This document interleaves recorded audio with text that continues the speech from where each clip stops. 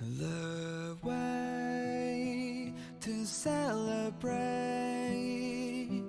I'll be waiting till we make it. The day to celebrate, I'll be waiting till we make it. Oh,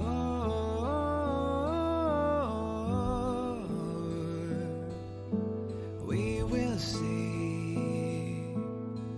Come with me, take the journey.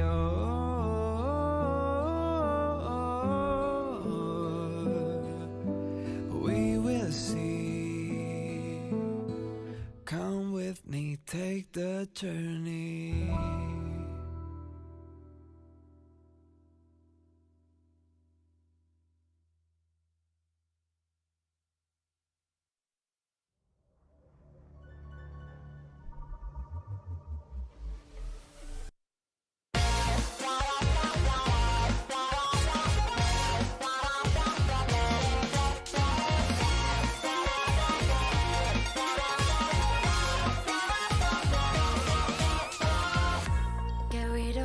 From the rusty time, those years.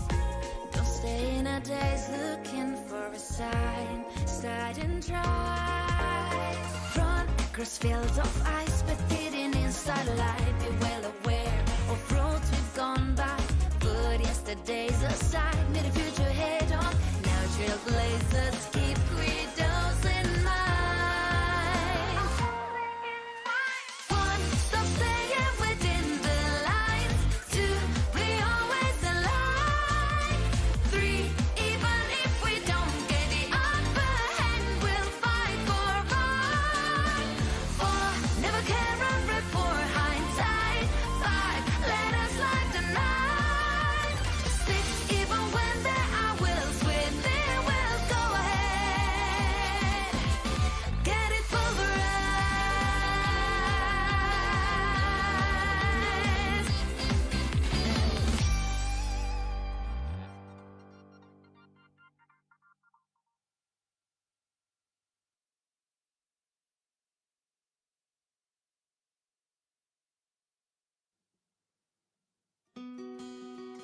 Wrapped in biting wind, hearts will never bleed.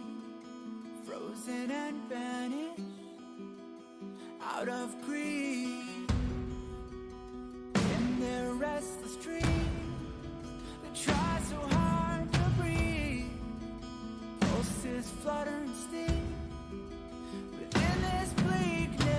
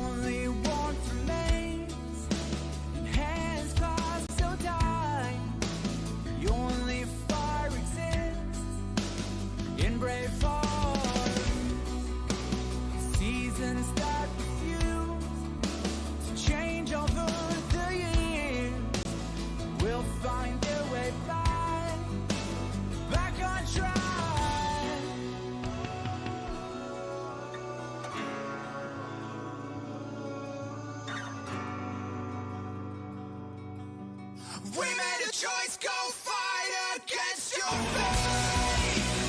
Pain will come with the pain. Pain will wake up the despondent crowd in the storm and world somehow. Unsheath the sword not to kill. Unsheath the sword to end those clouds above the ground. Wake up, it's time to gather now.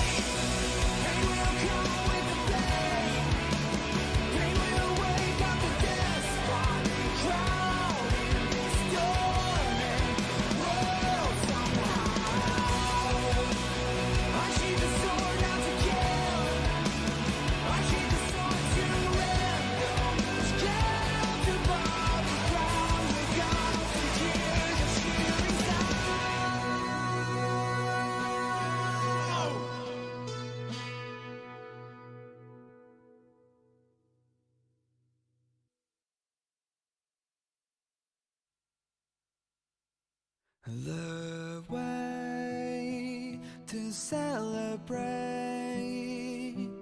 I'll be waiting till we make it. The day to celebrate, I'll be waiting till we make it. Oh,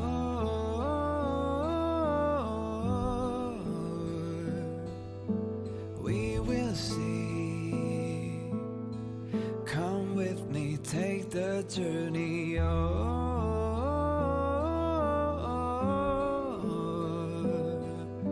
We will see. Come with me, take the journey.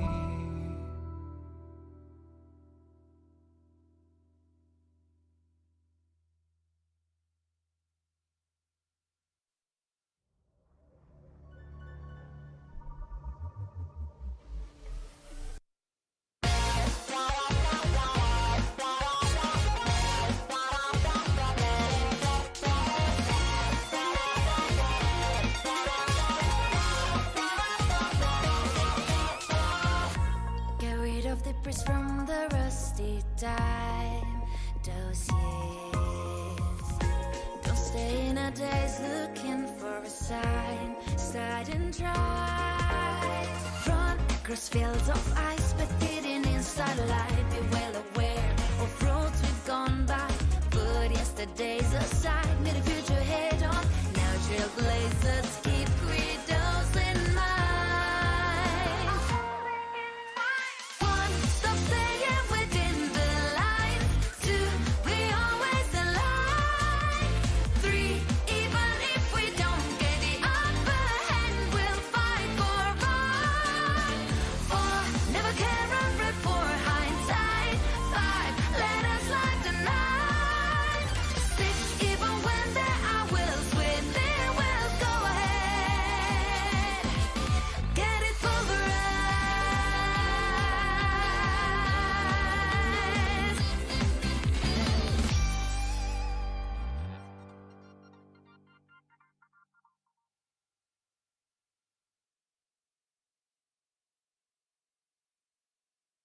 在职场路上畅通无阻的秘诀，就是时刻准备好扭转不利的局面。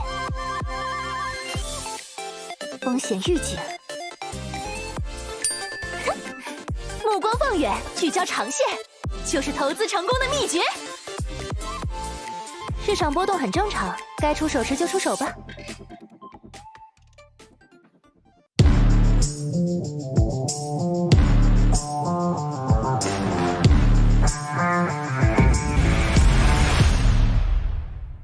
打开微信，搜索公众号“星际老男孩 SC Boy”， 这里有每日的直播预告、重要的赛事报道、精彩的视频剪辑、有趣的主播八卦、定期的抽奖福利以及爆笑的节奏和评论。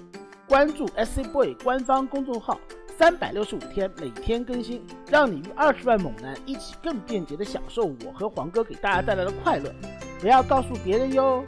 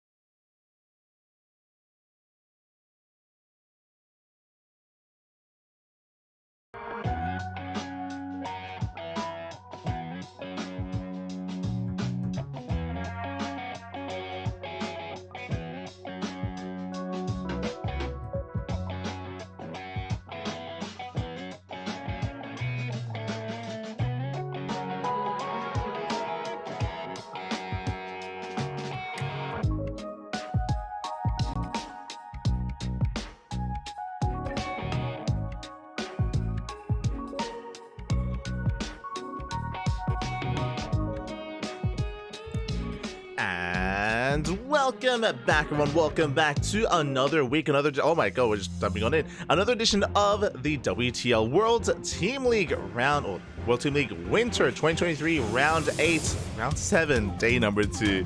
I'm confusing my rounds here because we actually had Round 8 earlier yesterday, or 2 days ago, but we are here, we are back, we have returned with a catch-up stream. This is Round 7, Day 2. This occurred on Saturday, so we have a little bit of a catch-up stream going on here. Unfortunately, we were unable to cover this on Saturday. We were busy casting Sparkling Tunic up, and we missed out on WTL. So we are here to catch up and to... yeah, we cast everything fast. We cast it. We're here with the Kwangdong Freaks versus the Starving Camels, SSLT. And up first, Armani versus Silky. Again, the Starving Camels, they have been struggling this season. They've been having a much harder time without Firefly, but I want to believe. And here we go in the bottom right-hand corner. For the Starving Camels, we have Silky under the sea. And in the top left-hand corner, we have his opponent for the Kwangdong Freaks. It is Armani. Oh, no, Cam. Smoke. I just love that for all the player photos here for Kwangdong Freaks, they all have their jerseys on, which again, it's really cool to see them. Whenever we get to see stats on Cam, for example, he always has his jersey on as well. So again, it is really cool to see updated photos from these players, despite not seeing them for oh so long as well. Again, Armani, like many of the players on the Kwangdong Freaks, did retire for quite some time, and has since returned to competitive play, at least to compete in WTL. I say that, but actually, we did cast Armani yesterday as well in Kung Fu Cup. A big shout out to the sponsors, Doyu, Honkai Star, Taido, and Autofool as well. Big shout out, Now the sponsors, these events, of course, would not be happening. They wouldn't really be a thing here, so much love. And again, we were able to cast Armani yesterday, and I was so excited to see Armani in the Kung Fu Cup, and that showed us at least that, hey, Armani is willing to put in the time not just to compete in WTL, but also to compete in some of these other online events. Armani is finally branching out and competing in some more events. I would love to see that from players like TY, from players like Keen. So far, not so much. So far, Armani, stats is a little bit more active, Sue is a little bit more active as well. I would say that those are probably the 3 most active players on the Kwangdong Freaks. And yeah, great to see Armani here once again, 2 days in a row so far. We do have some lately, we're going for a Ling Flood. Silky just banking up Lings, going for a massive flood across the map. He's going to be sending out 2 Lings, as he should. Usually you scout with 2 Lings, you get across the map, you try and figure out what's going on. Everything looks normal from the side of Armani. We even have a 3rd base on the way, but Silky has not droned. He has not made a single worker for quite some time now. 3rd base is on the way for Armani. He scouts a 3rd of his opponent. Everything looks normal. Everything looks as it should. And Armani is none the wiser. Now we have a Bailey Nest on the way. Standard timing for a Bailey Nest, which is late considering the Ling Flood is about to come out. Armani's in the dark. He has no idea what's coming until of course it's revealed. So of course, this entire time, Silky's still just banking up Lings back at home. I do need to criticize Armani a little bit. He should have Ling Scouted. He should have Ling Scouted by now, 100%. Just like how Silky sent his first 2 Lings across the map. We should have seen 2 Lings from Armani as well, and we haven't seen them. So alas, as a result, here we go. Massive Ling Flood coming from Silky. Now he's been revealed. Now Armani knows. He now knows what has been going on. Bailing Nest is going to finish up in a couple of seconds, and he's being caught out. He has to fully wall off. Evo Chambers are on the way. 3rd base is cancelled. Armani going to try and hold on with his queens. He brings every queen down, even from the main. We need more Lings. Bailing Nest is done. A Bailing is on the way, and that's going to be huge here, but only 1 Bailing. And the wall is not a wall, not anymore. We do get a kill, not a cancel. Those hatcheries, the Lings, they float on forward as well. 1 Bailing. It does finish. We don't want to waste it. We don't want to waste the Bailing here. Oh, it does go off, but a decent chunk of Lings, but queens are going down. There's 2 queens left. Boys are being pulled as well. We cancel the Evo Chamber. More Lings are coming out, and we barely hold on. We hold on for now, but we're still flooding Lings across the map. We're still trying to get on top of these Bailings. We're trying. And it looks like we barely cannot. The queen stands strong. The Bailings, they finish just in time as well. We don't want to waste them. We don't want to throw them away. They're keeping us alive, Papi, as we force Silky to back off. Buying so much more time. Additional queens are in production. We could even get another Bailing as well. These Bailings are getting caught out. Ooh, one Bailing is wasted. And we're still all in. We're still flooding across the map, and we have one Bailing left. The queens are holding. I spoke too soon. Oh my god. Queens barely survives. Armani barely holds on here. He's enjoying a worker lead, and Silky is droning behind this. And he's got a lot of catching up to do. Silky is down in tech. The only tech structure is the Bailing nest, but there it is. Lair is on the way. Silky has been mining 0 gas this entire time. 0 gas, so late Roach Warren, late Lair, late Bailings, all things tech here for Zerg. They're all so delayed for Silky. He's still stuck on Pure Ling. He is stuck on pure Zergling, and it's not enough. It's not enough to kill Armani here and now. He got close. He got very close. He was able to kill some of the queens, break through the Lings, force the boys to be pulled. He almost did it. But again, the Bailings... Silky's a diva enjoyer. God damn it.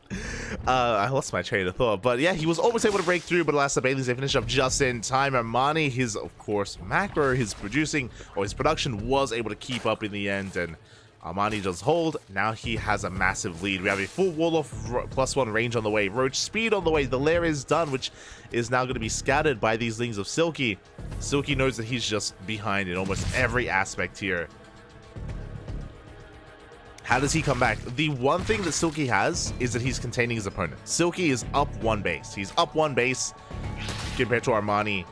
Is that enough? Oof. A base out of Bailing. Not bad. Oh my god. Baits out another Bailing for 2 Lings. Not bad. Like, these are good trades here for Silky. Armani submits control. He has to be careful not to throw everything away, but the Roaches, they have finally arrived.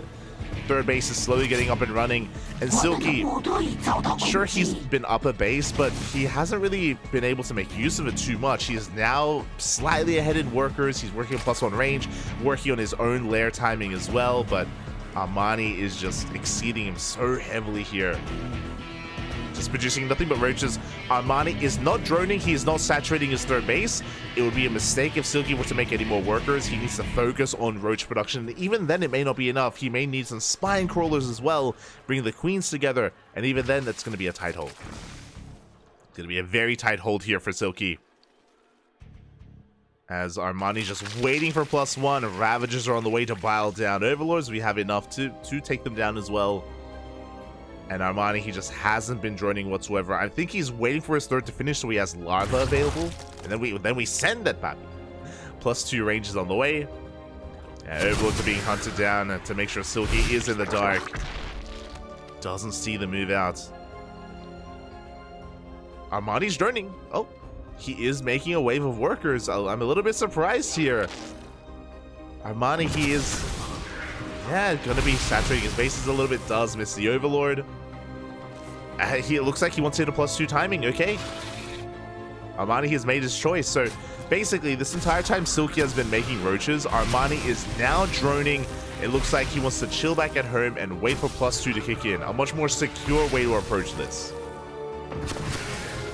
Meanwhile, the turns have been tabled, and Silky is the one who's been cutting workers and making nothing but army, expecting a counterattack.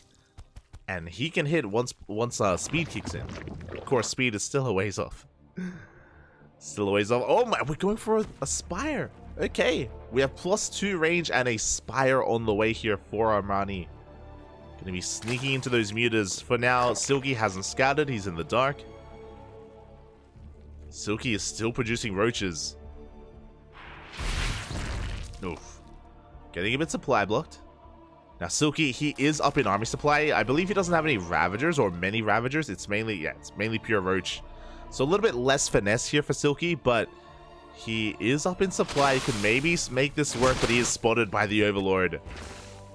+2 range, and we're just pointing out that it's still on the way for both players, and it is going to be faster for Armani. Armani will have a timing where he's up in upgrades, and his opponent, of course, is going to be lacking +2. But Armani doesn't have to hit his +2 timing because of the Spire. He can just make some mutas and wreak some havoc. Here we go. Silky going to be pushing. Takes down an Overlord. The concave is looking real. +2 on the horizon. Oh no! The Lings, they try to go for a run by, but there were Banelings in position. Not like this. It happened slightly off screen there, but Silky went for a big run by, did not get into the natural. Armani was in position. He deflects the army, and now we can counterattack. Now +2 kicks in. Not just that, the Spire is done. We can get into Mutas if we wanted to. But now we're pushing right through the center instead. Now Silky again, he is up in army supply. Has a worse army, but a larger army. Tried to go for a Roach counterattack, is going to be forced back. Armani, yeah, he just postures. He's not committing to an attack. He's waiting for his Mutas. Mutas are on the way. Silky getting into Tunneling Claw Roaches. I love that Silky has been able to recover. After a failed all-in, he survived the early game, got into the mid-game, and he's in this. But with the changelings, they do spot the researching Tunneling Claws. Mutas are on the way. The Spire hasn't been scouted. Silky, he doesn't know about the Mutas. He doesn't know he has to get ready for it. Ah, now he does. The Mutas reveal themselves. They get one Ravager for free. They're gonna get a second, and they force the entire army back home. We have Spores on the way, Hydrogen on the way. Just like that, in one fell swoop, Armani has map control. As I say that, Silky's still pushing. Ah, he's spotted. He is spotted by Armani, so he responds. Gets the Ravagers once again. Takes down 2 of them. Only 1 Ravager remains. Ah, the Overlords. Overlords are going to be going down. And from here, both players are committing into Tunneling Claws. A +1 air attack on the way. Now, Silky is going to be the first to actually get into these upgrades, and he can maybe try to get some economic damage done. He's not out of this. He is not out of this. Again, he's in his element. He's under the sea. He's ocean-born. Oh my god. And is soon to be heading towards that natural base. At the same time, though, Armani is going for a big counterattack towards the 4th base of Silky. Oh no! He catches some of the roaches. Oh, that's a lot of dead roaches from Silky. At the same time, we have that counterattack in the 4th base, forcing him to respond. Silky does react in time. He has another group of Tunneling Claw roaches headed towards the natural. But he's spotted. Again, remember, Armani, he saw the researching roach war, and he knew. And he had an Overseer just stationed at the natural. He was ready for it, and he's going to shut this down. Expensive losses for Silky. At the same time, he's pushing towards the 3rd base. We have roaches in position. Hydras are on the way. They're doing what they can. But Hydras are not ideal in this position. That's a kill on the 4th base. And we even get to top of some of these Hydras. Ooh. And big losses here for Silky. Very expensive losses, losing what? 6 Hydras. 6 Hydras go down. We're getting on top of reinforcements as well. Silky, he cannot break through with his main Roach army. Again, it was impressive that Silky came back in this game, but the Mutas really caught him off guard, and they threw off his timing, right? He wanted to be aggressive, he wanted to push out. He was up in supply, but he could not break through. Another BIOS. They're going to slightly connect. It looks like Silky's going to be able to barely push back the army of Armani. That sounds weird to say. Army of Armani. But behind this, he lost his 4th base. He's losing workers. Silky's running out of steam. This is his last-ditch effort. And it just barely isn't going to be enough. The reinforcements come in for Armani. He shuts down the push. GG gets called. And Armani will take game number 1. GG. Oh, he's so excited.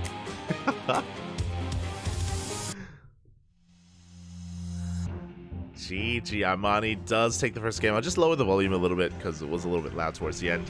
But yeah, he does take the first game there. But what I will say is that wasn't one-sided, you know? That was more of a back and forth. Silky did, again, fail in his all-in, but he recovered from it. He was able to recover, was able to keep up in the end, was able to catch up and get into the Roach versus Roach stage of the game. It is just unfortunate that because Armani was ahead tech-wise, he had the luxury of getting faster upgrades, true, and also getting to Aspire, getting into Mutas as well. Armani had the freedom to do so, and yeah, the Mutas, they just threw off the timing that Silky was trying to go for. They shut down Overlords, they granted so much map control, and yeah, they forced a really awkward response out of Silky. But that's game 1 in the books, and now we're getting to game number 2. It is going to be Silky's map of choice, and he's going for Equilibrium. Okay, interesting. Of course, there's a gold base on this map, and I wonder if we will try to make use of it. There's a lot of potential on this map. I don't expect a standard game. Like last time, we saw a Link Flood out of Silky. This time, what do you got for us? What do you have? Vamos. Also, big shout out to Soundo in the chat. I saw Pikachu earlier. Worms, dzień dobry, papi, dzień dobry. We have our first Quacker Babyling. Oh, bienvenidos, bienvenidos. Psychons. Kuro, of course, Kuro. Welcome, welcome. As a reminder, this is a catch-up stream. These events did occur on Saturday, and we're here to catch up. And in the top left-hand corner, we have for the Starving Camels, it is Silky. And in the top right, we have his opponent for the Kwangdong Freaks, it is Armani. God, I missed Armani so much.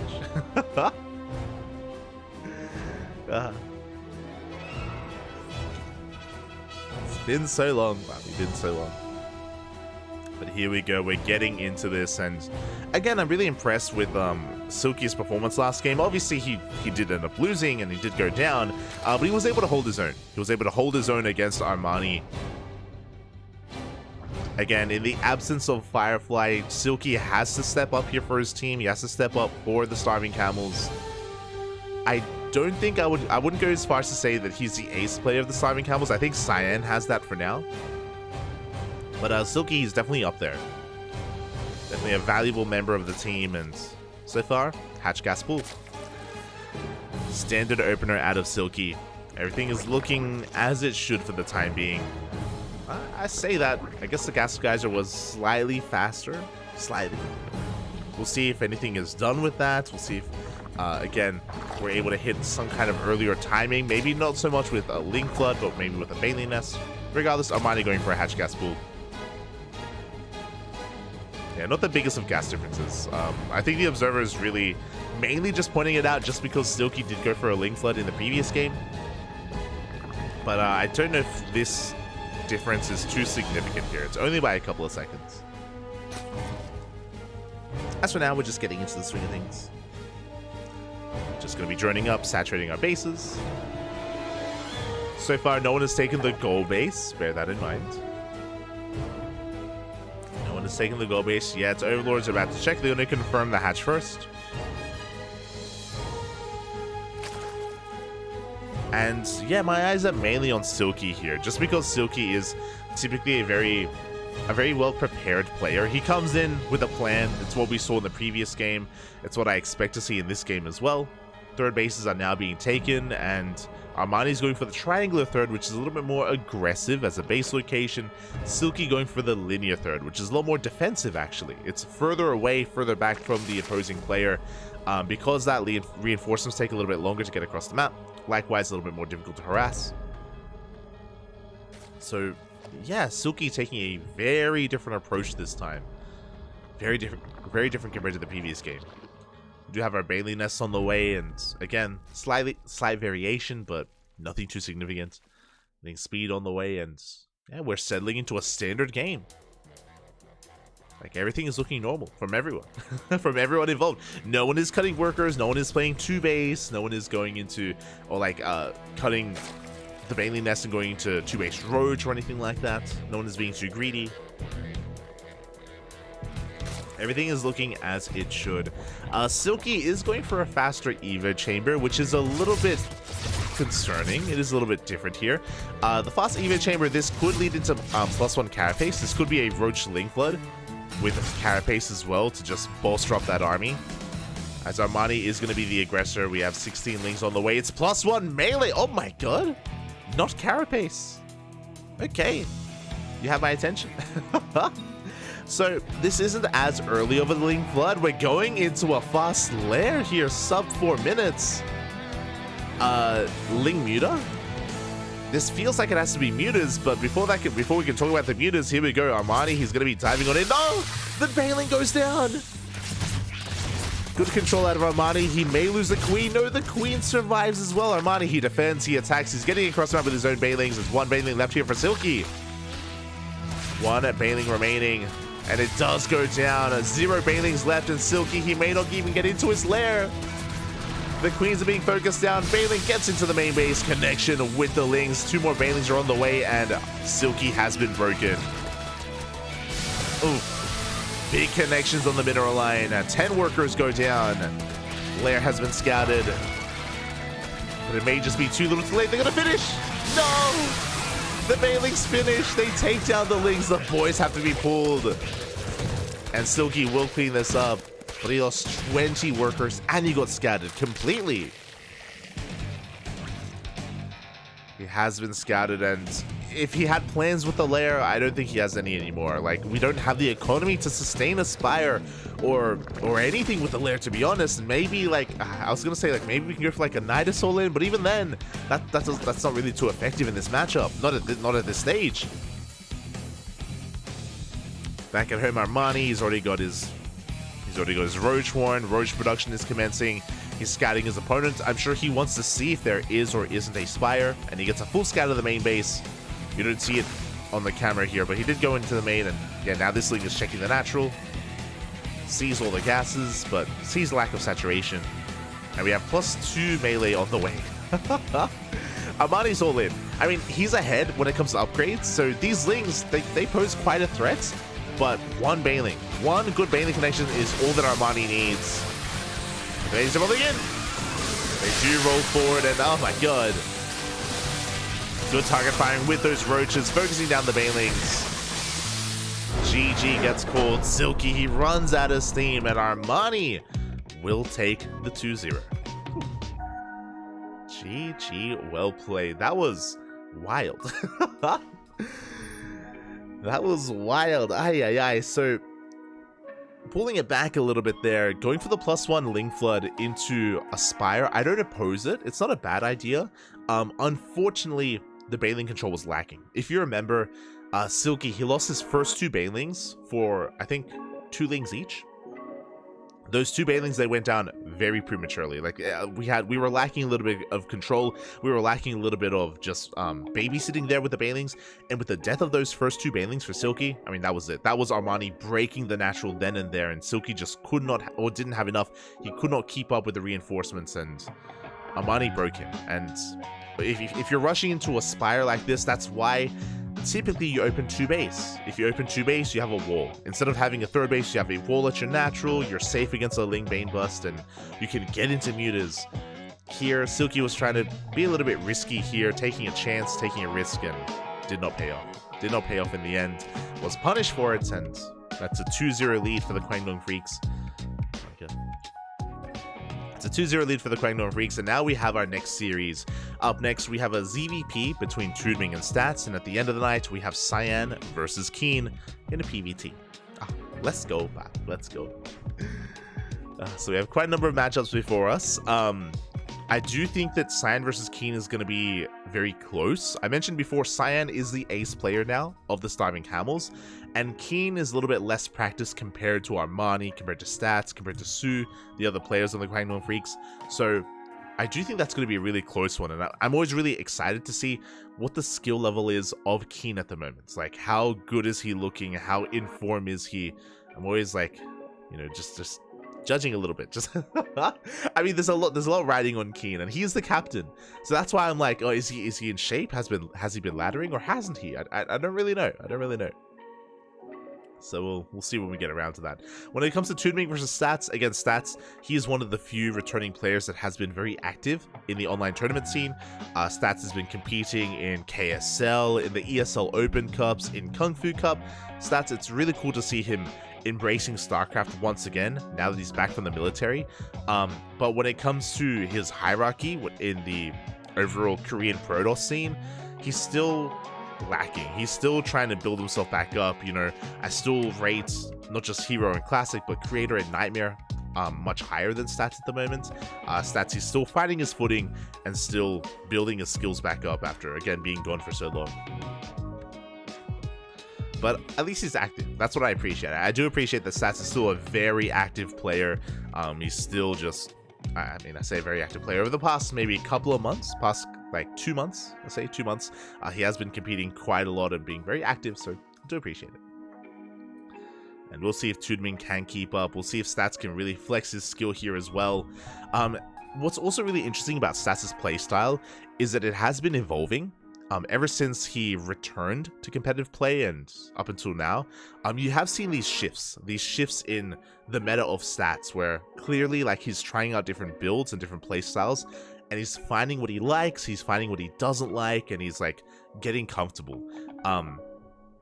I think the biggest example of this is PvP has been very chaotic. Like Stats has been very aggressive in PvP, and it's been really fascinating to see his playstyle.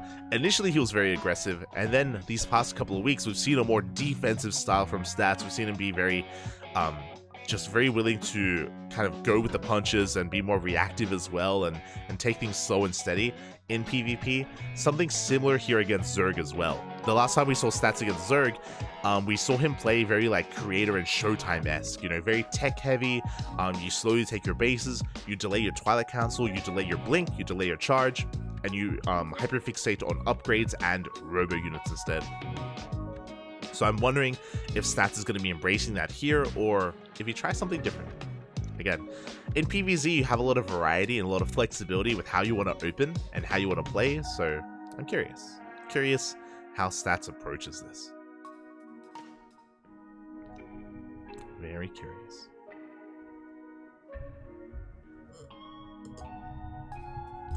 See in the chat, Firefly Grade. Is that name intentional? Firefly Grade. SSLT was a little team that could last season. Now they keep getting, I mean, they have been struggling, but a big reason for that is because of your name.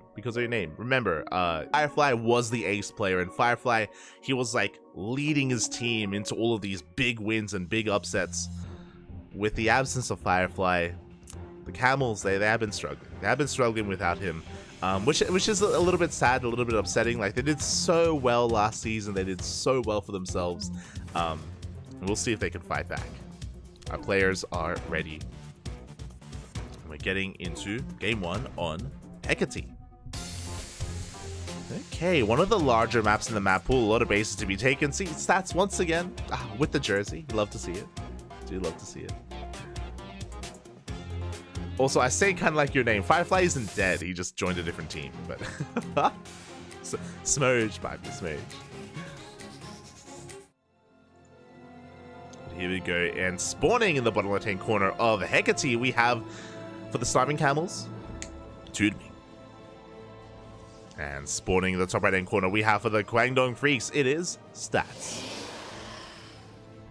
Okay, the returning Protoss, now ex-military, did serve his time, did return closer to the start of the year, and has been slowly making some waves in the Korean scene. Nothing too spectacular yet, but he's been getting some decent wins every now and then. Some decent upsets from time to time. And again, I'm just really curious to see how Stats does open up here and how he does approach a player like Tudmin. For now, we have a gate expand set up here from Stats. He's forcing the unnatural natural, getting into the main base, and just being as annoying as possible. Looking to harass these mineral patches and force some inefficient mining before getting the hell out of there. Also, hello, Emperor Frugal. And so now hatch gas pool here from Tudmin. And Stats does confirm the location of the hatchery. Very important, to be honest. For all he knows, there could have been a proxy hatch, for example, which Dark has been very fond of. And Stats confirms. He comes back in, he confirms the spawning pool timing, the gas timing. He's aware that everything is looking as it should. It's all looking good. And yeah, we'll see what kind of tech of choice we see from Stats. We should be seeing a Stargate. I'm not really sure if Stats is willing to embrace something like a DT opener or Glaive Adepts either. Twilight Council.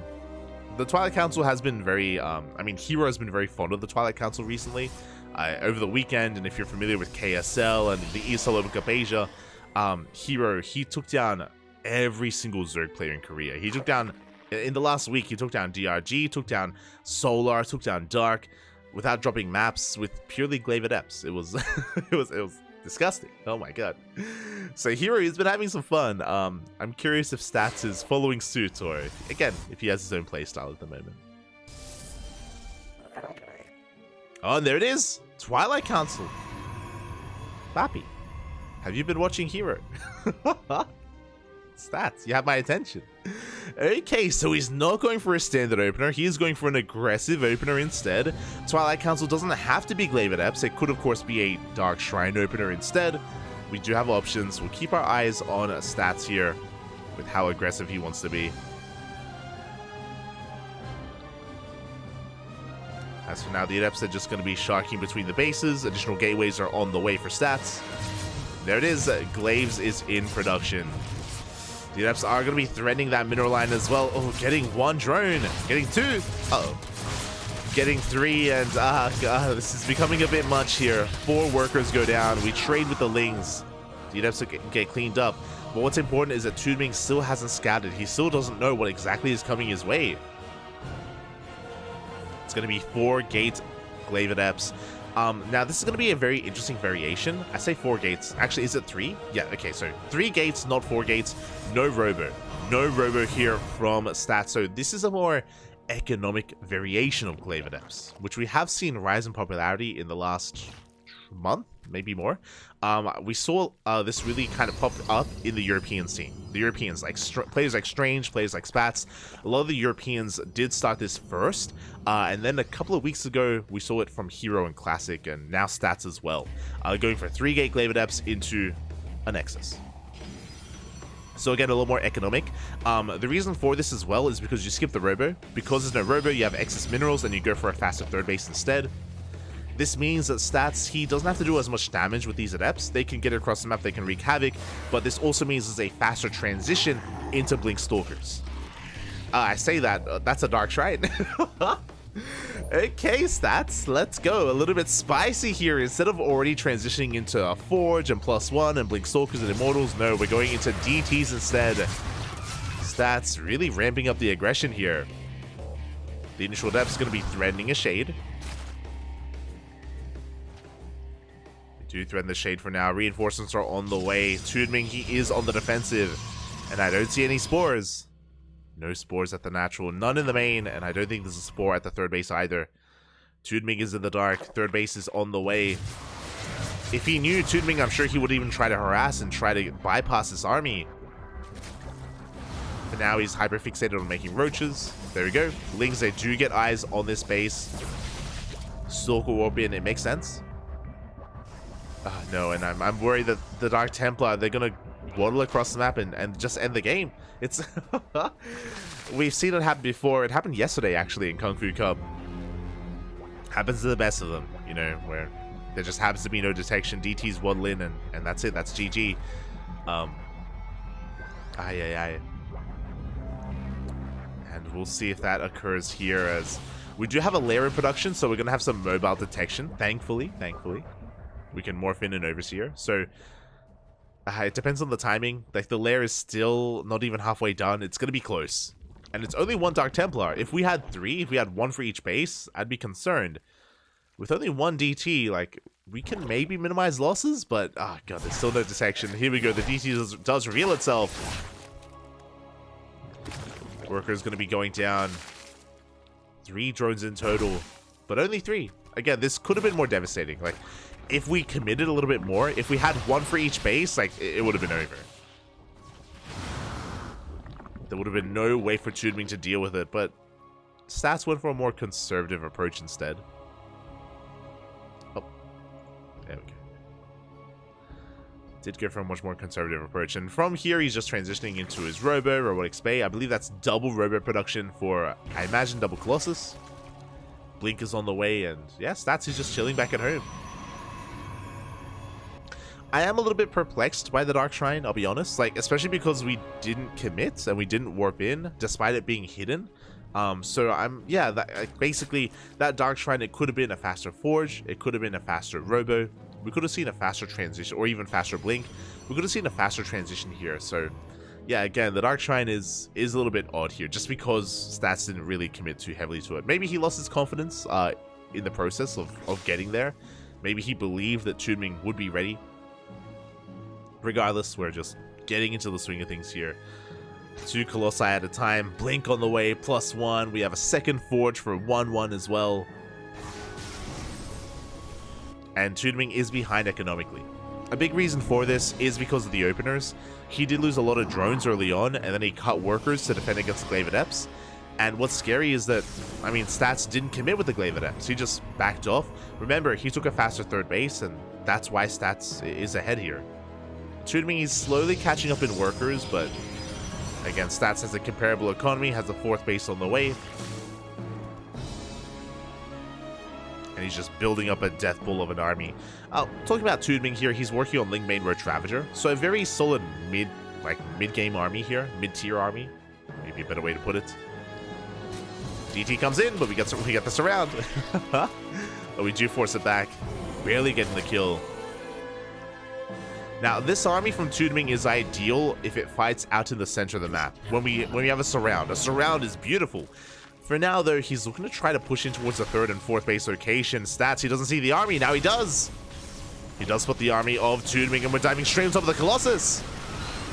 Banelings, they crash into the Stalkers. Not the best connections for those Banelings, but we're trying to get on top of the Colossi. Alas, there are 4 of them. And Stats holds. He does force back the army. Didn't even pop overcharge. And this is triggering a counterattack. Uh-oh. There is no Warp Prism, so we can't reinforce this army. Stats, he has to be careful. Yeah, he's gonna back off. If he had a Warp Prism ready, I'm sure he would just commit. But without a Warp Prism, he can't juggle his Colossus. He can't warp in on the front lines. He does have to take a more defensive approach. Yes, respect the position of Toonming. But alas, he is up to 4 Colossi now. He should be working on Disruptors. It looks like he's getting High Templar, which can help with Archons as well. I would love to see the production tab, but it's fine. There we go. Alright, so instead of Disruptors, he's going into Storm. Interesting choice. I mean, it's not just Storm, it's also Archons as well. And against a Lingbane heavy composition, I do like it. I do like Archons in conjunction with the Storm as well. So, yeah, Stats is just refining his army, taking his 4th, taking more defensive position here. Now, what's interesting after that, that fight that did go Stats' way, he's not cutting corners, he's not rushing into Sky Toss, for example, which is what Hero would do. Hero, he would, as soon as he gets a lead, he will do whatever he can to just rush into Sky Toss. Stats, though, staying on a mid-tier army, or like a ground toss army, I should say. As Lings come in for a bit of a counterattack, they do get on top of some of these Stalkers. But the army can rotate back around. The Lings are being forced back. And Toonming going to be threatening that 4th base. He's trying to pull Stats apart, but with 4 Colossi, it's difficult. Stats, all he has to do is split up his Colossi, you know, 2 at the 4th, 2 at the natural. And he should be able to deal with any kind of Ling harass. Toonming now throws down a Spire. This tech choice is late. This is a late tech choice here. I mean, Toonming, he's already on 90 workers. He's getting up to 6 bases. A Spire would have been needed earlier, and I'm worried because by the time he gets a Spire, Stats is going to be maxed, and Stats is going to push. Here we go. Massive Baneling run by here towards the 3rd base. Do we have a reaction? No reaction. Probe's going to be going down. Big storms here, but it's too little too late. The mineral line and the base falls. At the same time, the Colossus! No! Stats, he wasn't looking. Was not paying attention. 3 Colossi go down. Big pickups here for Toonming. Exactly what he needed. He just pulled apart the attention of Stats, distracted him, and caught him completely off guard. And with that, Stats, he's down to 1 Colossus. I believe he doesn't have any storms. His High Templar would just use to storm the Baneling run by. Oh, no, never mind. We got some. We got plenty of High Templar. Tudming is remaxing. Can he deal with this? The storms are coming. We do storm the Banelings. And they will barely, some of them will finish, but a lot of them do go down. We're trying to collapse on this army, but it looks like there's just too much Protoss. 1 Roach, 2 Ravagers, a couple of units remaining here for Tudming, and he cannot break in. He cannot break through. And Stats, he overwhelms the army. GG gets called. And Stats will take game number 1. Oh. GG, well played. Not the easiest game there from Stats, especially towards the end. There we go. If Stats hadn't attacked then and there, if Stats had given Tudming a little bit more time to allow those Banelings to finish, for Tudming to remax, and Tudming did have a bank, he did have an economy. If he was able and allowed to remax, I think Tudming takes it. I think it takes too long to rebuild the Colossus. It takes too long to rebuild the Colossus, too long to get more storms out, and Tudming maybe wins that game. But alas, he was just, after trading his army out, he just wasn't prepared for the counterattack. You could definitely argue, you can make an argument that Tudming maybe shouldn't have fought there. Maybe he should have given up that base, you know, pulled away, waited for reinforcements, taken a more slow and steady approach, bearing in mind that Tudming had 6 bases and was, again, getting fully saturated. He had 90 workers, 90 drones. He can afford to give up a base. So maybe a little bit too cavalier, diving on the army instead of being more patient and waiting for his roaches and waiting for his Ling Bane to come in. So yeah, maybe a bit of a fumble towards the end.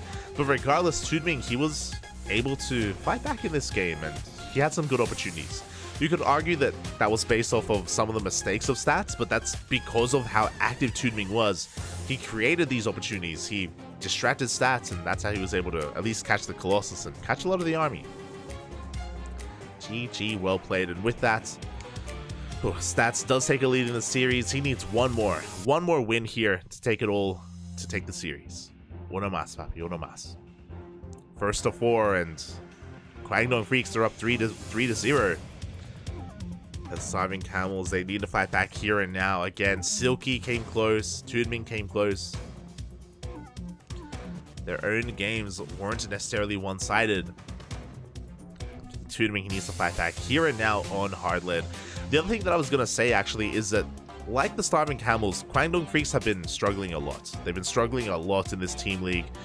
They have taken a series, I believe. I think they've taken 1 series so far. But again, you know, a lot of their players aren't as in form as they used to be, and they've also been struggling. This would have been a really good opportunity for the Starving Camels to fight back and to get another win, but here they are struggling. They are struggling. We'll see if they can.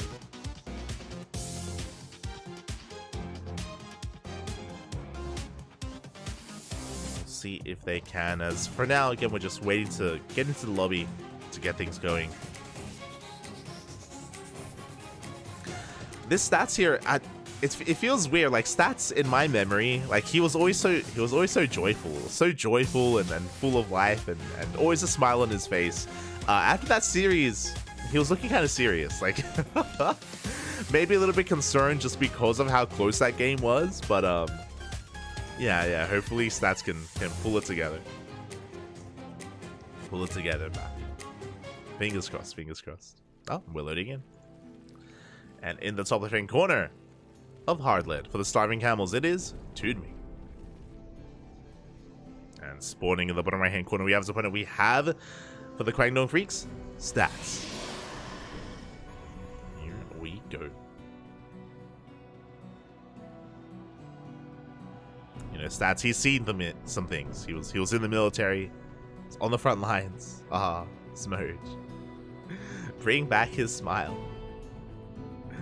It reminds me of Keen. I remember, I think Wax Angel, he posted a tweet about it maybe a year ago, maybe 2 years ago, showing the comparison of Keen back in the day, you know, back in Wings of Liberty when he was like young and like always memeing, and of course like the Keen clap and having his celebrations, to nowadays, and Keen is like, you know, he's seen some things, he's been through life, and a lot more, like, we rarely get to see like his joyful side anymore. And I remember they had an interview with Keen regarding that a couple of years ago as well. I think it was during like maybe a Katowice or something, like a bit of a player spotlight, and Keen was talking about how like, yeah, you know, like when I was younger, I was a lot more like carefree and stuff, and now like I'm matured, and now like, you know, it's and all this stuff, and it's like, oh, hey, poor Keen, papi, poor Keen. It's like I'm matured, you know, I've got other things going on, and like, yeah, it's strange. Hopefully we can find that spark for stats at least. Fingers crossed, fingers crossed. For now, hatch gas pool here from Tudming. Nothing too crazy. Likewise, stats going for a gate expand into that cyber core as well.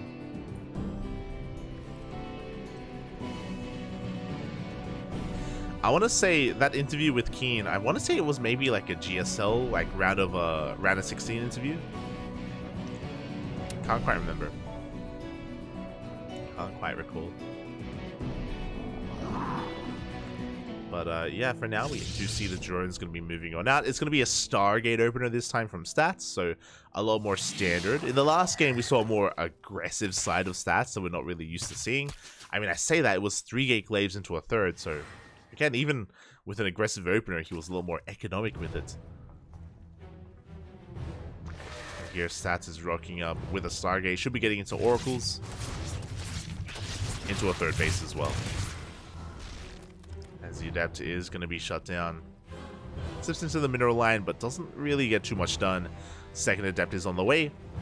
So far, Tudming is minimizing his losses, but we'll see if he can keep up. As the adepts are coming in from both angles. The Lings are going to be going down, and the drones are exposed. One worker does go down, and we're going for the others. Oh my god, forcing them off the mineral line, off of creep even. Yeah, they have to turn around and fight. It's a bit of a misclick there from stats. We'll get 3 drones. Not too bad. 3 drones for 2 adepts alongside those Lings. Not a bad trade. You can see here, yeah, stats take a massive economic lead. There was a lot of lost mining time. Don't forget that. That did, of course, impact Tudming quite a bit. Oh. This is different. Stats, he does go for a Stargate opener, but that is a 3rd gateway. That is not normal. Curious. Like stats, I'm pretty sure he still does want to expand, and oof, he's gonna lose that probe. But yeah, he does go for additional gateways. His 3rd base is delayed quite a bit, actually, quite heavily. There's that Twilight Council follow-up. I'm curious if the 3rd gateway is a sign that we do want to be more aggressive with that Twilight Council. Now, I'm feeling either we can go into Blink and go for like a 3 base all-in. I'm talking like 8+ gateways. Or we could even go into Glaive Adepts. Overlord dives into the main base. And we will scout the Twilight Council. That isn't the biggest tell. What is important though is, oh, drones are going down. 4 workers. Well, the oracles do survive. But there is no forge. No forge, no +1. So this looks like glaives. And there it is. Glaive Adepts are on the way. Now, Tudming may be able to piece this together because he saw the Twilight Council. He saw that it was hidden as well. For now, we have Lings in production. Stats, though, pushing across the map.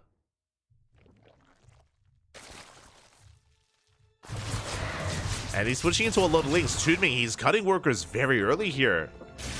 Oh no! He's cutting workers early, and his economy is going to be crippled even further as a massive stasis trap goes off in the main. Almost every single drone gets caught, and Tudming's going for a Ling Flood. Really odd Ling Flood. He's got 22 Lings in production. This +1 melee is very late. It's very late +1 melee, so I don't know if I'm convinced by this. I don't know if now is the time to cut workers. He's Ling flooding against Glaive Adepts. Now he knows. Now he's aware of the Glaives.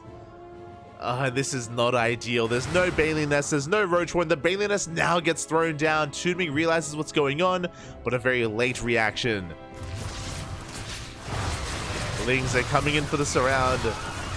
Oh god, but it's a meat grinder, papi. Not like this. Ling against Glaive Adepts. You hate to see it. They're getting annihilated. There's so many of them as well. So many Lings even, but it doesn't even matter. He wanted to Ling Flood, but not like this. We get into the main base. The Stasis drones even providing some SimCity. GG gets called. And Stats will take the 2-0. GG. GG. And with that, Stats doesn't just take the 2-0. The Guangdong Freaks will take the series 4-0 at least. GG. Again, it is first to four wins, so the Guangdong Freaks, they will take the series. My condolences to the Starving Camels here, as they will be taking another loss, but we still have another best of 2. Despite the fact that the Guangdong Freaks, they will win this, Keen versus Cyan will still play out. So we still have one best of 2 left here in this series. But yeah, that was just really unfortunate. It was really unfortunate that Tudming happened scouting the Twilight Council and happened to be going up against Glaive Adepts of all things. So yeah, Tudming, he was just woefully underprepared. Almost a build order loss for Tudming, but at the same time, like, he saw the Twilight Council, he saw that it was hidden. I do think that you can make an educated, or you can deduce that it is going to be Glaives from that, and Tudming wasn't able to confirm and was caught with his pants down. GG, well played. And yeah, Stats. It does look like he maybe has been taking notes from Hero. I wonder if they've been talking, because we've been casting a lot of Hero recently, and he's been going for a lot of different Glaive Adept builds. Not just the 2 that we just saw, but he's going for other ones as well, which has been really exciting to see. Hero has been exploring and experimenting a lot with Glaive Adepts, and I mentioned before, but he's taken down this week, or in the past 7 days, he took down Dark, he took down Solar, he took down DRG, all the Zerg players in Korea. They've all fallen prey to the Glaive Adept builds of Hero, and Stats has been adopting some of them here. I say some of them.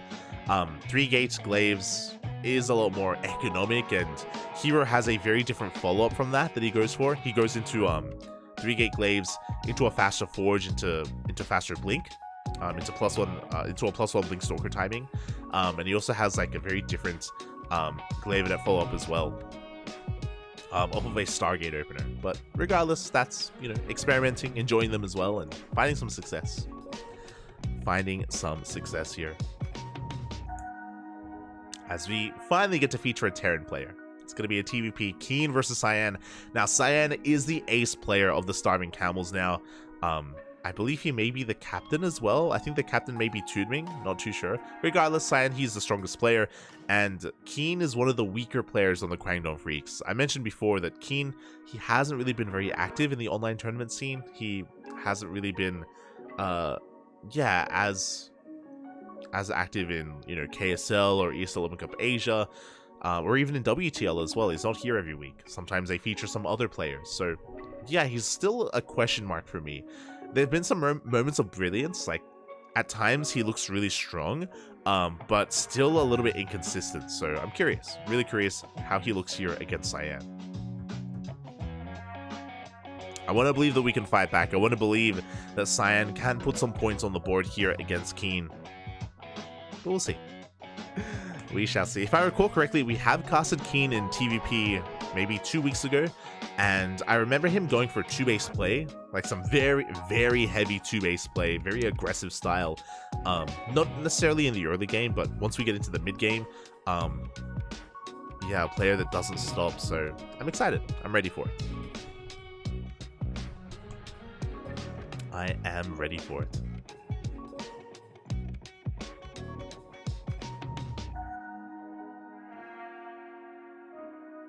Having Cyan arguably the best player play last feels like a mistake. It does, just because especially because like mentality wise, like I feel like getting a win early on for Starving Camels is a good thing, like to kind of boost the morale of the rest of the players and give them like a bit of a better mindset coming into the series. So in a sense, I agree. I don't think the ace player should be at the end of the series, but it's also possible that maybe Cyan wasn't available until later on, so that's why they chose him last. It's hard to say. But here we go. We are getting into this, and hey, technically, if we look at the ELOs, Cyan does have a higher ELO rating, funnily enough. Technically higher ELO than Keen, but here we go. We're getting ready for game 1, gonna be on Equilibrium. Hero's been on a tear in KSL recently. He has been. Been looking good. I mean, not just KSL. Last night, Kung Fu Cup. We casted him last night, and Hero, he won the entire event. He beat Max Pax in the finals. So, yeah, Hero, he's looking damn strong in general. It's a shame that it feels like Hero, he's really finding his footing in this new patch after GSL. So, didn't have the best showing in GSL, unfortunately, but like in the aftermath of GSL, like he's been looking good. Hero has been looking good in these weeklies.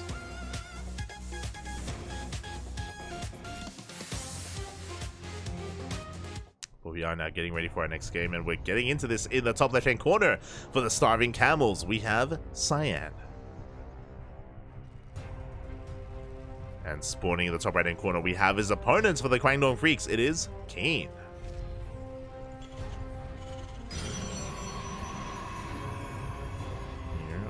Go. Cyan reverse sweeping Firefly was incredible. Yeah, it's one of those things where Firefly, in my eyes at least, Firefly is, you know, one of the, arguably the strongest Protoss player in the region. But they go back and forth, you know, whether it's players like Cyan, Jeshi as well. I just remembered. Sorry.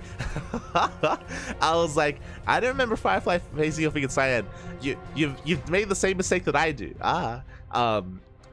Vida gotcha in the chat. He reverse swept Jeshi, not Firefly. Jeshi in EPT. I was just double checking because I'm like, did I misremember?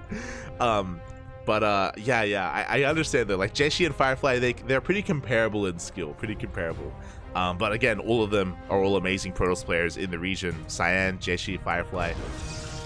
Wish them all the best. They're going to be competing tomorrow in EPT, in ESL Masters.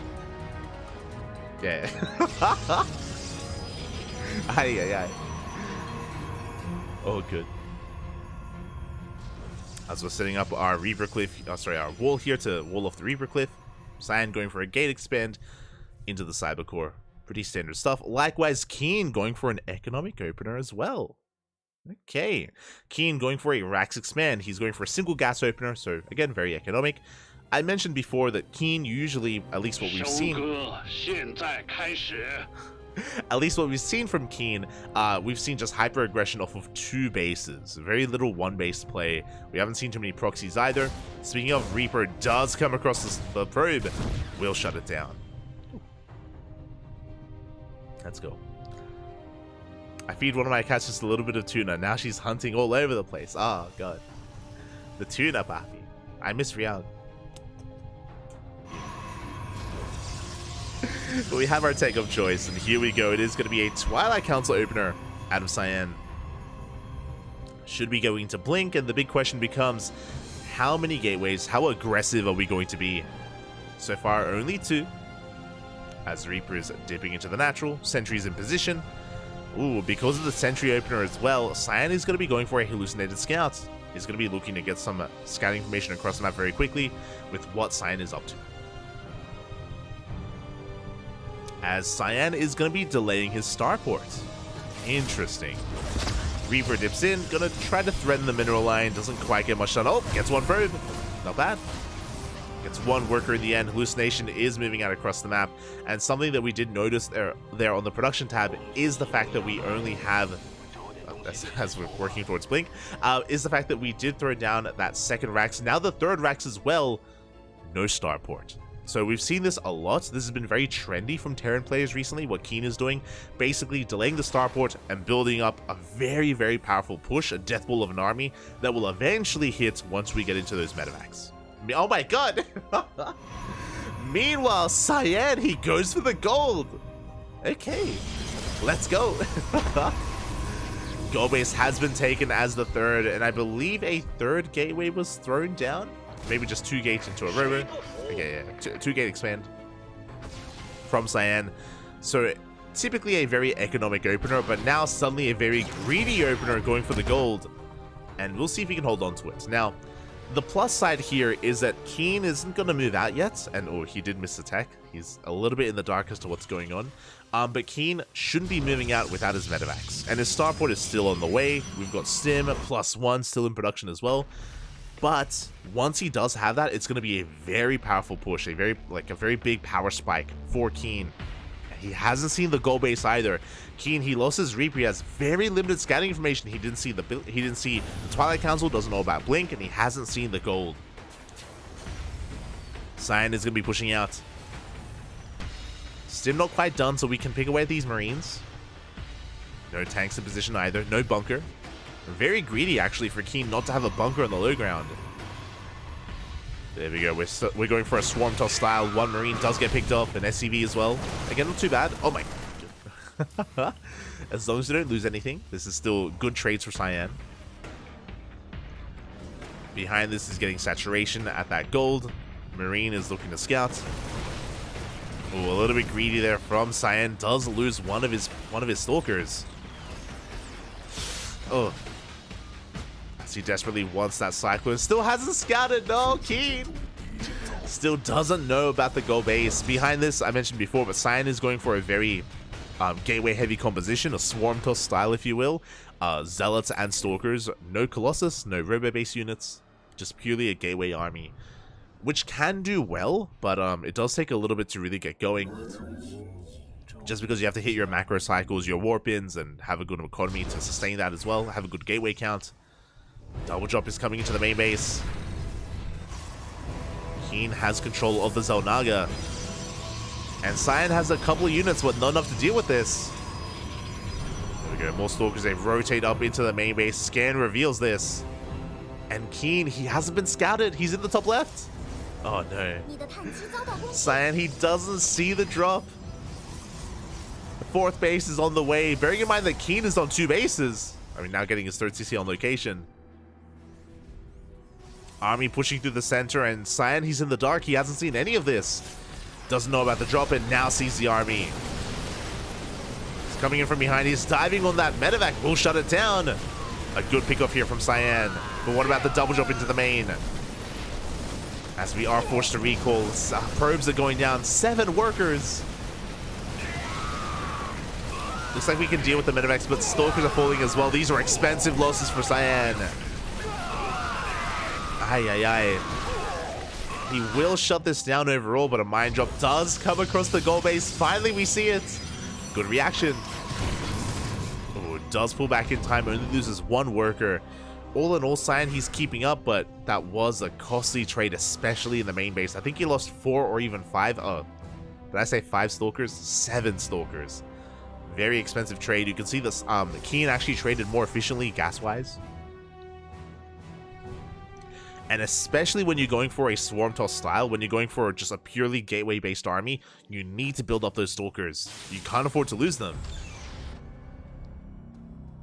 And the reason why I say this is because we're staying on a low gas count. Low gas means we have limited amount of Stalkers that we can warp in. We're heavily reliant here on Zealots instead when it comes to reinforcements. So Cyan's army is hurting. Gonna be moving out. Does get eyes on the 3rd base. Oh, but that is a pretty intense minefield.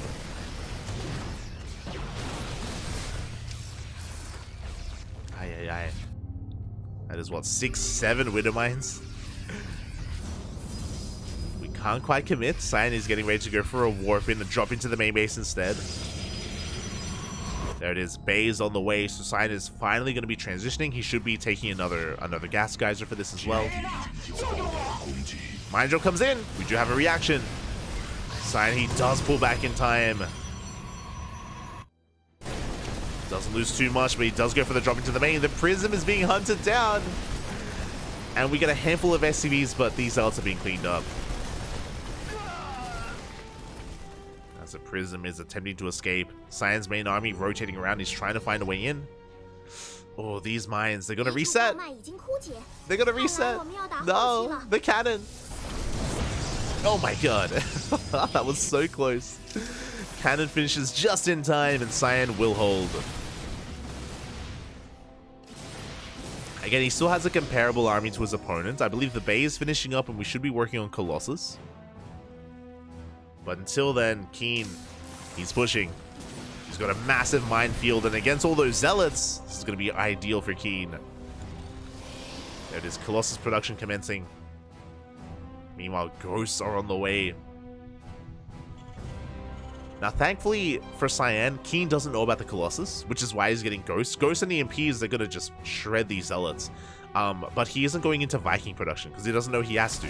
He's not aware that we're getting into Colossus of all things. We are only making one Colossus at a time though, and especially that we're on 4 bases, we're getting a 5th as well. With all these gases, we should have a second robo, 100%. Like, there's very little excuse here for Cyan, as instead of going for a second robo, he's going for a Dark Shrine. Oh my god. Not like this. Going for the DTs, the mines are burrowing. Up. Oh my god. First Colossus does reveal itself. We're going to be diving on the army. The mine shots are going up. Massive connections. The Zealots, they get annihilated. Ay, ay, ay. A massive blow to the army here of Cyan. He has to back off. We have more Zealots on the way. He didn't lose any high-tech units, thankfully, but did lose all of his Zealots. And there it is. Now we have the second robo, which I do feel like this second robo is late. Especially considering the economy that Cyan has. I appreciate this, though, as we go for a Zealot run-by. If you look at the production tab, Cyan is actually making a 3rd robo. Set to catch up is getting into triple robo production, which is a good thing, but it's going to take a while to really get all of that going. Cyan being very aggressive here, picking off some of these Widow Mines. And again, he has to be. Meanwhile, with the revelation of those Colossi, Keen, he's going for a 2nd starport, +1 ship weapons, and massive Viking production. So good reactions here out of Keen. He's respecting the Colossus quite a bit. And this could lead Cyan going straight for Disruptors. And there it is. Disruptors are on the way. We're going to be making 3 Disruptors at a time. Which is quite risky. As you can imagine, very high risk, high reward. If they connect, then Cyan can take a fight. Otherwise, Keen could snowball out of control. As I believe we're only on 2 Colossus. I don't think we got a 3rd one. I think we went straight into Disruptors instead. Oh wait, no, there we go. Third Colossus. Not too bad. A solid foundation to Cyan's army. But the Vikings are on the way. Dark Templar in the mix as well. They're gonna get some damage done. Forcing out a scan. I think they got 2 swipes in. Oh, the Viking in position here, denying the Prism. Turret as well. Getting really good setup and foresight from Keen. He's now on 4 bases. Cyan is taking a 5th. Sorry, he's taking a 6th base even. Jesus. And Cyan's economy is looking good. Both armies are maxed out. It's going to come down to the execution. Show us the fight. Oh, the Nova. Ooh, barely misses. Second Nova catches a couple of Marauders, but for the most part, Cyan has to back off. Oh my god! A massive connection on the Ghosts and the Marauders as well. But he will lose the Disruptor. At the same time, the Prism gets into the main base. Only a handful of Zealots, only 3 Zealots get in. That's not going to be enough. Not enough, but Keen, he did drop in supply. 30 supply after taking that Nova to the face. Now we're pushing in. A little bit premature from Cyan. Big EMPs on the army. The Disruptors. We need the Novas. Oh. Not an ideal fight. Cyan is losing too much. The Novas were laid. The Colossus go down. You can see Cyan plummet in supply. Oh my god. That was not a good fight. The EMPs were too good. The Concave was too good. And Cyan, he needs time here to recover. He warps in 12 DTs. Oh my god. 12 Dark Tail. That's the way to remax, I guess. This is so risky. This is such an expensive warp in. He's going for some bases. That's a 4th robo. Nova's going to be going up. They're trying to buy some time. Cyan, he still hasn't recovered. Mine's going to be going off. Quick reaction out of Keen. Mass around, mass repair. Is it enough? Up. It is not. Oh, we have another base. We have a CC to take its place. Nova goes off once again. Big connection. Oh my god. They're insane. Massive connection here from Cyan. He's still fighting back. He does catch the last ghost as well. Oh my god. But what is there left? Good Novas, but where are the Zealots? Where are the Stalkers? Where's the Warp In?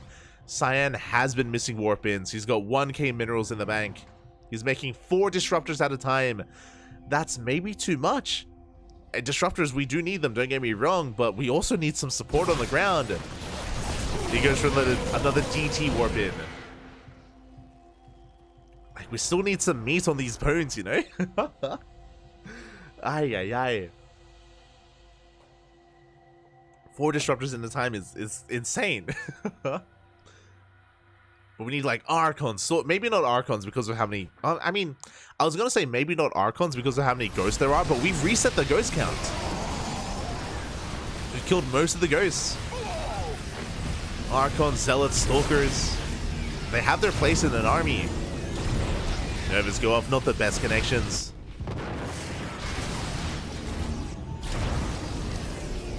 As Keen is buying time, Cyan has Remax, but what kind of army does Cyan have? He's got 9 disruptors, 9 stalkers, a handful of zealots. Bearing in mind as well, the other reason why going into... Yeah, there we go. Colossus now on the way. The other reason why going Mass Disruptor isn't a good thing anymore. This is something that MaxHax has been very vocal about and something that a lot of people have forgotten. But in the new patch, the supply of disruptors did go up. They are more supply intensive, and here we go. We dive on the army. The Novas go off! Oh, it's decent connections, but the disruptors are caught out, and so many of them go down! A miss rally! Miscontrol there from Cyan. He loses almost every single one of his disruptors. He's down to 1. He had 3 good connections, but again, he rallied so many of his disruptors into the army, and now he's in some trouble. 13. Oh, God. Just pointing out those 13 Novas. We're now getting into Colossi. Gonna be diving on the army. The Liberators, they have arrived. We're trying to focus them down. Oh, but the Stalkers are falling, and it looks like Keen, he's breaking through. He's gotten on top of the army. No more Disruptors. 1 Colossus left. And a handful of Gateway units. Oh no! Decent splits towards the end there, and it looks like Keen, does he barely have enough? The Novas have been amazing. They've been amazing this game. They have been. They really have. But you need more than just some disruptor shots. Once again, taking down ghosts. Oh my god. Not like this, but there's nothing to support. Disruptors are going down. Liberators, they have arrived. The freedom is here. Freedom, Poppy, freedom. Yeah, and this gold base has been broken. Not the most important base here for Cyan. Not the most important mining base, as it's completely empty. But Keen, he's now up in supply. He has a little momentum going his way, plus 3 ship weapons on the way as well. That Liberator, it looks like, oh, do I want the main? Do I want the sick base? I want it all, Poppy. I want it all.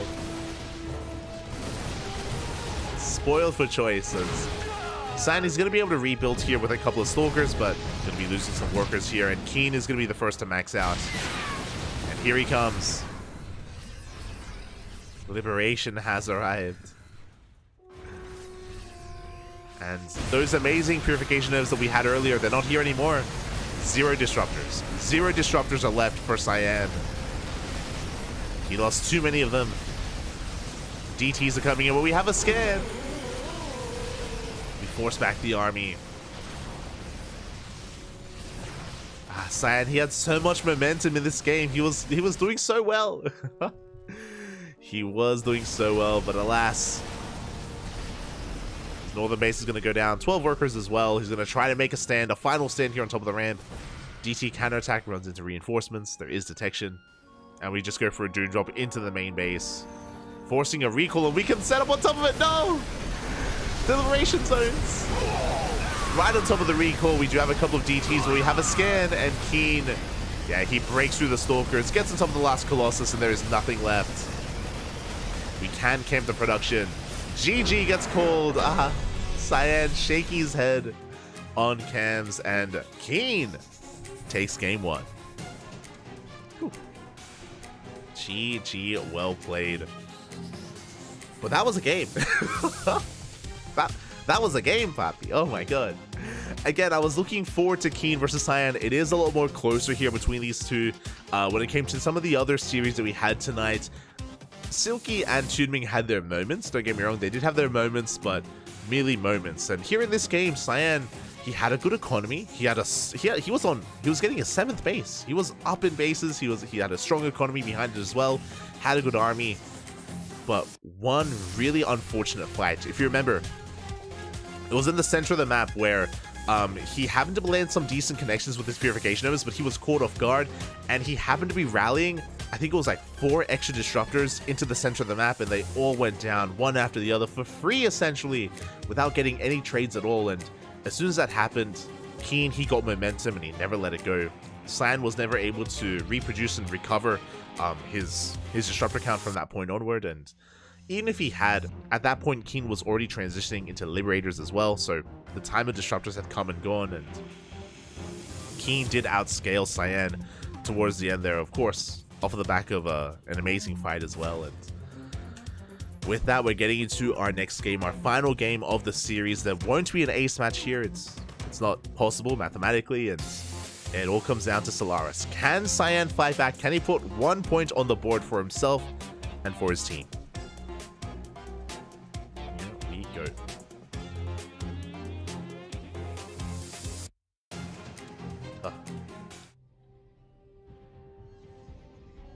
As in the top right hand corner, we have, for the Starving Camels, Cyan.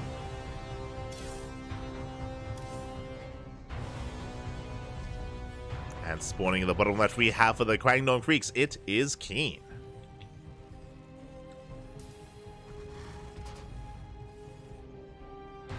Oh, is footage in baiting people? Be careful if you're in the chat. When it comes to Cyan losing that game again, a lot of that, he had a lot of momentum, but a lot of that was just down to just a really unfortunate moment where all of his disruptors were caught out. It was on a knife's edge, and yeah, just up until that point he was looking good, looking damn good in that game. Just a rough mistake.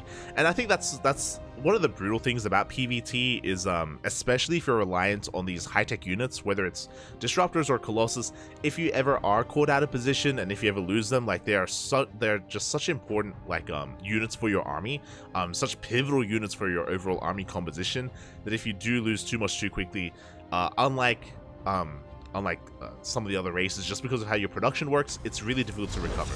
Very difficult to recover if you lose all your disruptors like that. You need a lot of time. You need a lot of time to rebuild and remax, and it was time that Keen refused to give Cyan. Oh. And with that, we're getting into game 2.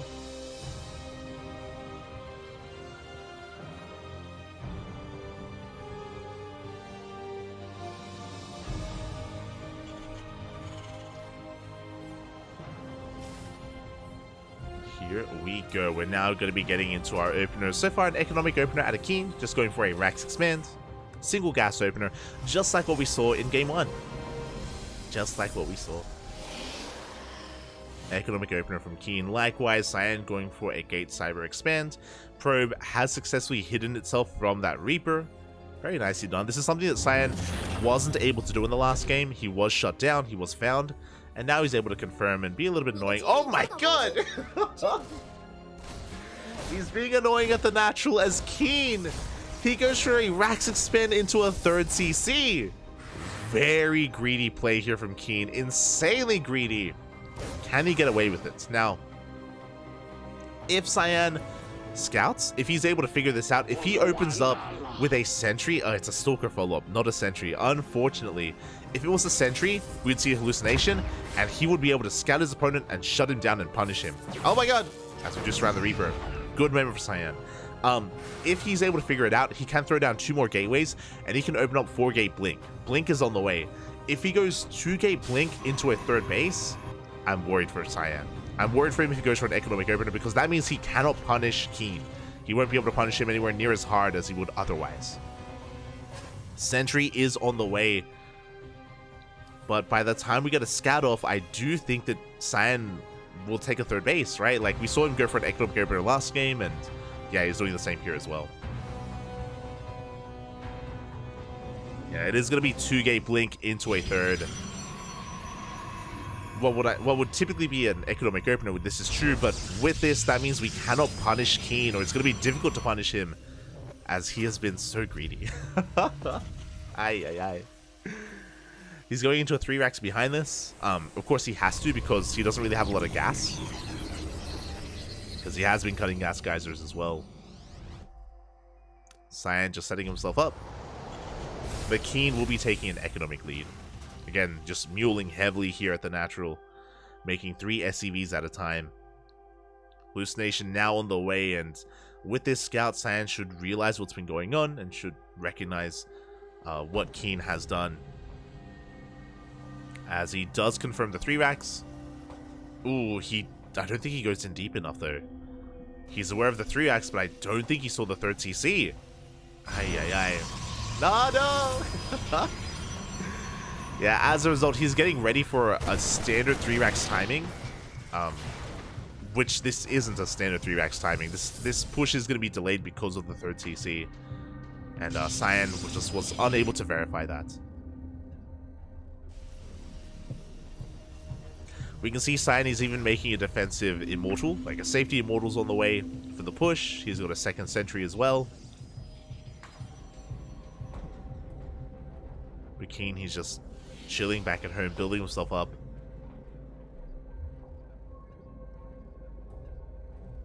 Again, Cyan, as now the observer is pointing out, like Cyan, he's expecting an earlier push that isn't coming. As Keen, he's just building up his Raxes, getting his starport up and running as well. Cyan is working towards Colossus. Does have a 2nd Bay, unfortunately, so maybe a little bit frazzled after that last game. Hopefully he notices in time, and hopefully he does cancel that 2nd Bay. Fingers crossed. As, again, he's still in the darkness of what's happening, just building himself back up. Now here comes Hallucination, and now he does see the 3rd base. He sees it's already done and already going to be landed. So now he realizes what's happened, but I don't know if he can really do anything about it. Like, now Cyan is pushing because he's like, oh my god, you're taking a 3rd base, I need to stop you. But we already have a massive Marauder army because of the 3 racks. The Stalkers arrive, but Keen is here. And Keen does force Cyan back, and he is securing his 3rd base. We also saw a scan into the main. We didn't see it on screen, but on the main map you saw the scan, and Keen does see the base, so he's fully aware of Colossus that are on the way. He's aware of the Colossus production. 2nd Bay did finish, so no cancel, unfortunately. And here comes Keen pushing through the center. He's got Stim, +1, combat shields, and concussive shell as well. Now this move out has been spotted. There are sentries waiting to force field the ramp. Or sentries at least with the main army. But Keen is splitting up his forces. He's going up towards the natural and towards the 3rd base as well.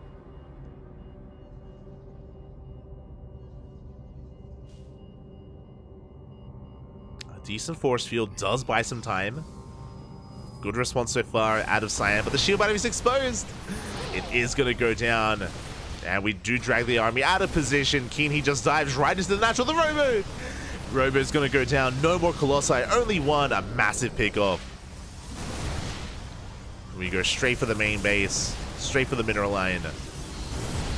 Our workers are being focused down. That's 12 workers. Well worth it already here for Keen. His main army does get forced back, but because of Keen's faster 3rd base, he has the economy to sustain these losses. He loses 20 Marines, but mate, it doesn't take too long to rebuild that. It was still a very good trade here for Keen. Getting the workers, shutting down the Robo. You can see Cyan is making 2 Robos at a time, but he only has 1 Colossus. He has one Colossus here to hold on, and Keen, he's just built up for a second wave, for a second push. I believe the sentries, maybe they have one force field, maybe two. We just dive in. We get on top of the Colossus. The shield battery wasn't remade. No shield battery, no overcharge. Cyan is going to be able to hold on, but he loses his final Colossus. And Keen isn't done. This is the Keen that we know and love. Again, very active. He's throwing down a 4cc behind this. He's just trying to be constantly in the face of Cyan.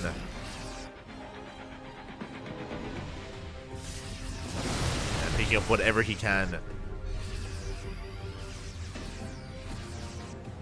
This again reveals the army, reveals the immortals. Cyan, he's making two Colossus at a time. That will help once he gets them out. Once he does get them up and running. Up. Forces out some force fields. They do buy some time. Doesn't quite cut up the army the way that I'm sure he wanted to. His reinforcements are on the way, and Cyan, he's on the back foot. Colossus comes out just in time. The mines don't quite go off. One of them does. And Cyan, he's dealing with this first army, but we have a second army behind this. And we're committing. He wants to dive on the Colossus once again. Overcharge is popped. Cyan's holding. No! He's holding, but he blinks on top of the mines. Takes the mines to the face. And here comes the second army. And it's just a numbers game at this point. Where Keen, he can just try to pull apart his opponent. Cyan, he's going to have a hard time splitting up his army, defending both his third and his natural at the same time. He's going to try. He does see the second army with that pylon. He's aware. He knows. Dark Shrine is on the way. When behind. When behind Dark Shrine. Makes plenty of sense here for Cyan. But is it going to come out in time? Keen has already got a fourth base. I'm not too sure if it's an orbital or a planetary, but it may even be an orbital, which would be insane. Now there we go. Planetary on the way. He's not that crazy. Second starport, +1 ship weapons for Viking production.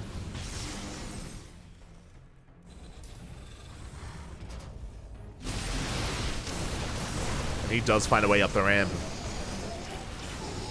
He's going to be trading here with the Zealots. He doesn't quite have enough to contend against the Colossus. We have 4 of them. 4 Colossus. That's a pretty hefty army. And Cyan is going to force Keen back. Now going to be taking his fourth base behind this. Okay. Now, there is a world where, there we go. There is a world where Cyan can come back in this game. That is if he has the juiciest Purification Novas. I'm talking game 1 Novas, okay? If he can do that 2 games in a row, he can close the gap and he can catch up. Not just that, but also with those DTs. If he can somehow get into some of these mineral lines, wreak havoc in the bases, then there is a path here. There is a road to recovery. Here we go. DTs are moving out. Colossus are in position. Oh, there is detection available. There are turrets. Zealot run by towards the fourth base. Now actually ignoring it, going straight for the natural, but we have reinforcements. Zealots are being called out.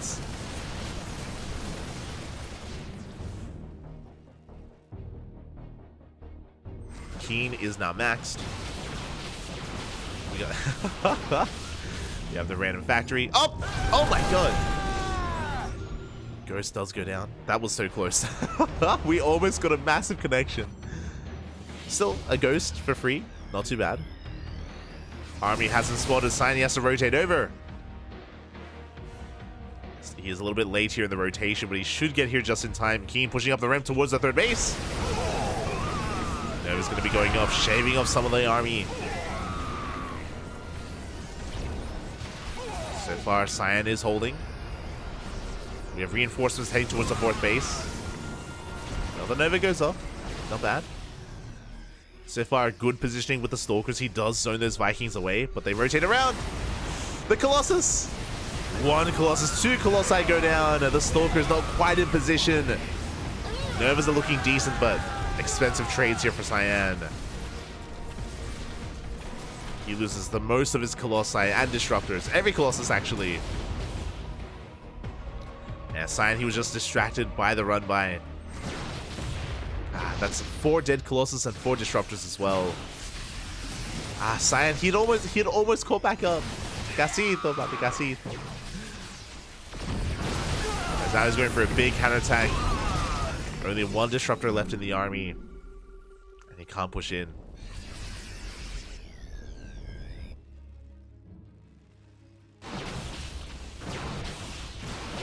And now we have the checkmate move. The checkmate move, of course, the freedom, the liberation zones are going to be on the way.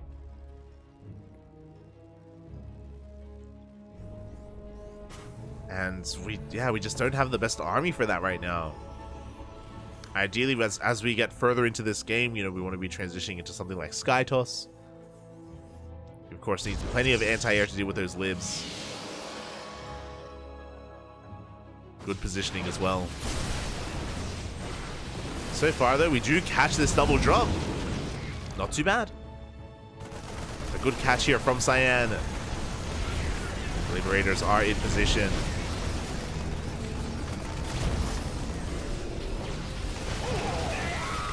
Cyan trying to knock down at this 3rd base. Again, he's mainly on a Stalker Disruptor based army composition. Not too bad. It can be outscaled though, especially if Keen maxes. 6th base is going to be denied. Keen going to be rotating over towards the north. That is spotted by Cyan.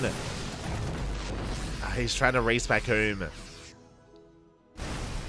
5th base is going to be denied. Cyan not quite in position. 5th base actually finishes. Oh my god. We do barely save it. We hold on. We do hold on as the Vikings land. Novas go off. Here come the Liberators. Are they getting caught out? Show us the limbs, papi. Show us the limbs. Oh my god. The Disruptors get caught out instead. 3 of them go down in the center of the map. Cyan, again, his attention being pulled apart. He does defend towards the north, but he lost 6 Disruptors. No shot. 6 Disruptors.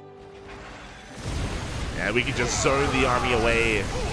Freedom has arrived. We dive on top of the libs. It looks like we can barely clean up the Liberators, but no, not even. Keen takes a fight. GG gets called, and Keen will take the 2-0. GG, well played.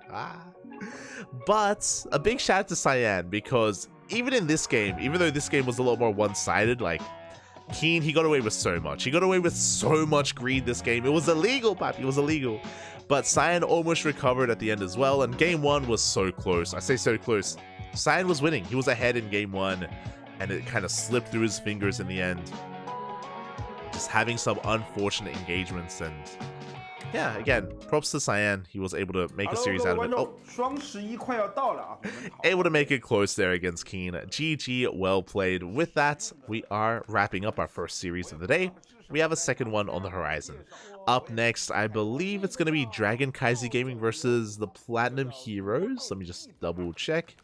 I don't want to get the wrong series there, but yeah, I believe it's going to be DKZ versus Platinum Heroes. So we have one more series left, one more best of 7 tonight to catch up, and we are going to be going on a short break. Again, I'm going to leave you in the hands of the SC Boy casters. Big shout out to F91 and Xiaose, as they do chow down on some factory sealed meat. I don't know why. I think maybe fans sent them some food, and it's like a spicy beef challenge or something. I don't understand. It's fine. Hey, there we go. Enjoy, papi, enjoy. We're gonna be going on a short break. When we return, we will have our next series of the night. We'll have our next best of 7. Just double checking, and yes, it is indeed going to be DKZ versus Platinum Heroes. See you then. See you then. 不辣，油的味道很纯正。睡，麻辣吗？我靠！不是你至于吗？说出你的感受。很好吃，但是有点辣，我说有点辣。我建议兄弟买过来啊，就不要用筷子了，直接手拿着，直接啃，爽的一逼。吃真蛮好吃的。它有那种四川的那种辣味的感觉，然后有麻的感觉，特别是有麻的感觉，很麻好吗？这个我很久没有吃到纯正的这种四川的麻的感觉了。这个牛骨有，而且很入味，好辣，很爽。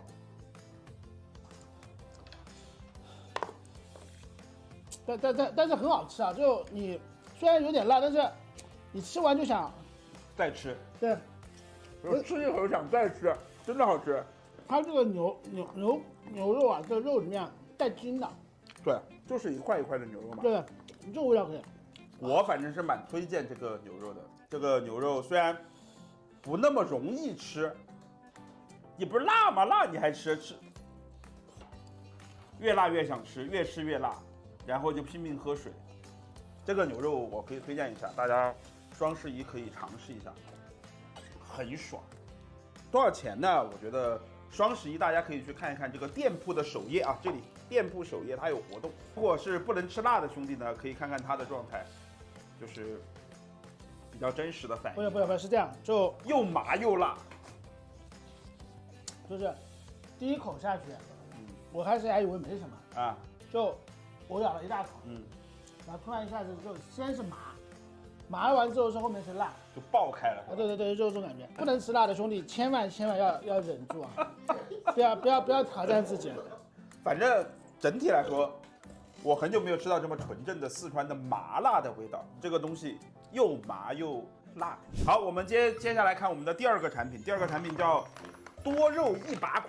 这个看起来有点夸张啊，这怎么吃啊？直接手呀！对不对？寝室里面如果两兄弟买了，一人一根，拿着就啃，这个是不是也有点太夸张了？这个不辣，肉很多，你干嘛不辣呀？咬呀，兄弟！你就咬了一点点，你看我这个真不辣，这个五香的。哎呀，你就咬一口，你信我，这里没有肉，你要咬这里面全是肉。你看，兄弟来看，这里面全是肉，一块一块的，你多咬点呀，咬一大块呀。不，我感觉刚才那个吃有点伤，我感觉这个也有点辣。这个真不辣，但是这个的肉呢，比这个牛骨头要稍微多一点啊。牛骨头的肉没有这个那么扎实，这个一口下去，这个感觉就是满足，真的好吃。我觉得今天晚上我都不用吃饭了。这肉也太多了。真的，我总结一下，这个如果让我选的话，我还是会选这个牛骨。为什么呢？因为这个牛骨刚才那个味道太浓烈了，导致我现在吃这个猪骨，其实就没有那么浓的味道了，就感觉就这个牛骨太够味了。是这样的，我来总结一下，我作为一个四川人，我来给大家总结，这个猪骨啊是五香的，麻辣的。就是四川的五香，五香也有辣味，你别管，反正就是在四川，这个就是五香的味道。如果不是特别能吃辣的观众，而且你想有那种大口吃肉、大口喝酒的感觉的观众，买猪骨没有问题。这个牛骨属于四川的那种麻辣，很入味，吃进去之后整个味道爆开，特别是麻这个味道很正宗啊，四川的这种麻的味道特别正宗，辣也不辣的。你不要听他说的，他是不能吃辣的啊，不能吃辣的，当然我也不建议你买这种牛骨。但是呢，如果你稍微能吃一点点辣，你喜欢四川的麻辣，可以尝试一下牛骨和这个猪骨，包括鸭肠。鸭肠如果你想，比如说吃饭的时候你开一包吃鸭肠也不错。反正双十一我们都会搞活动嘛。这个鸭肠我觉得泡面应该不错。这个一定要喝酒，我跟你说，大口吃肉，大口喝那个米酒，对，感觉真的到位。好了，那今天我们就介绍到这里，这个是淘宝店新上的一个新品，大家如果有兴趣的玩家，想吃这种大口吃肉、大口喝酒的这种感觉的这种玩家，家的话，你可以到这个双11啊，到我们淘宝店来看一看，淘宝店首页肯定是有这个价格的，双11有优惠啊，感谢大家。我们最后说一下我们淘宝店的这个地址，scboy.淘宝.com，有兴趣的玩家可以来啊。这个需要说吗？好，再见，拜拜。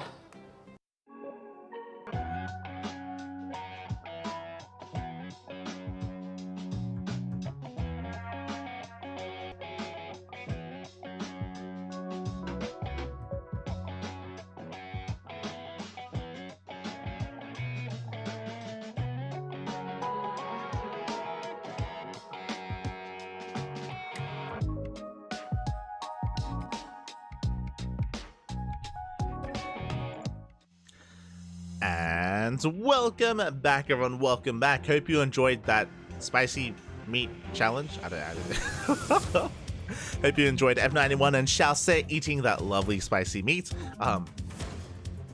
Phrasing. As we are getting ready for our next series. Oh my god, diving right into CranKy Z Gaming versus the Platinum Heroes. And here we go. In the bottom right hand corner, we have Shutdown for the Platinum Heroes. And in the top left, we have his opponent. We have for CranKy Z Gaming, it is Oliveira.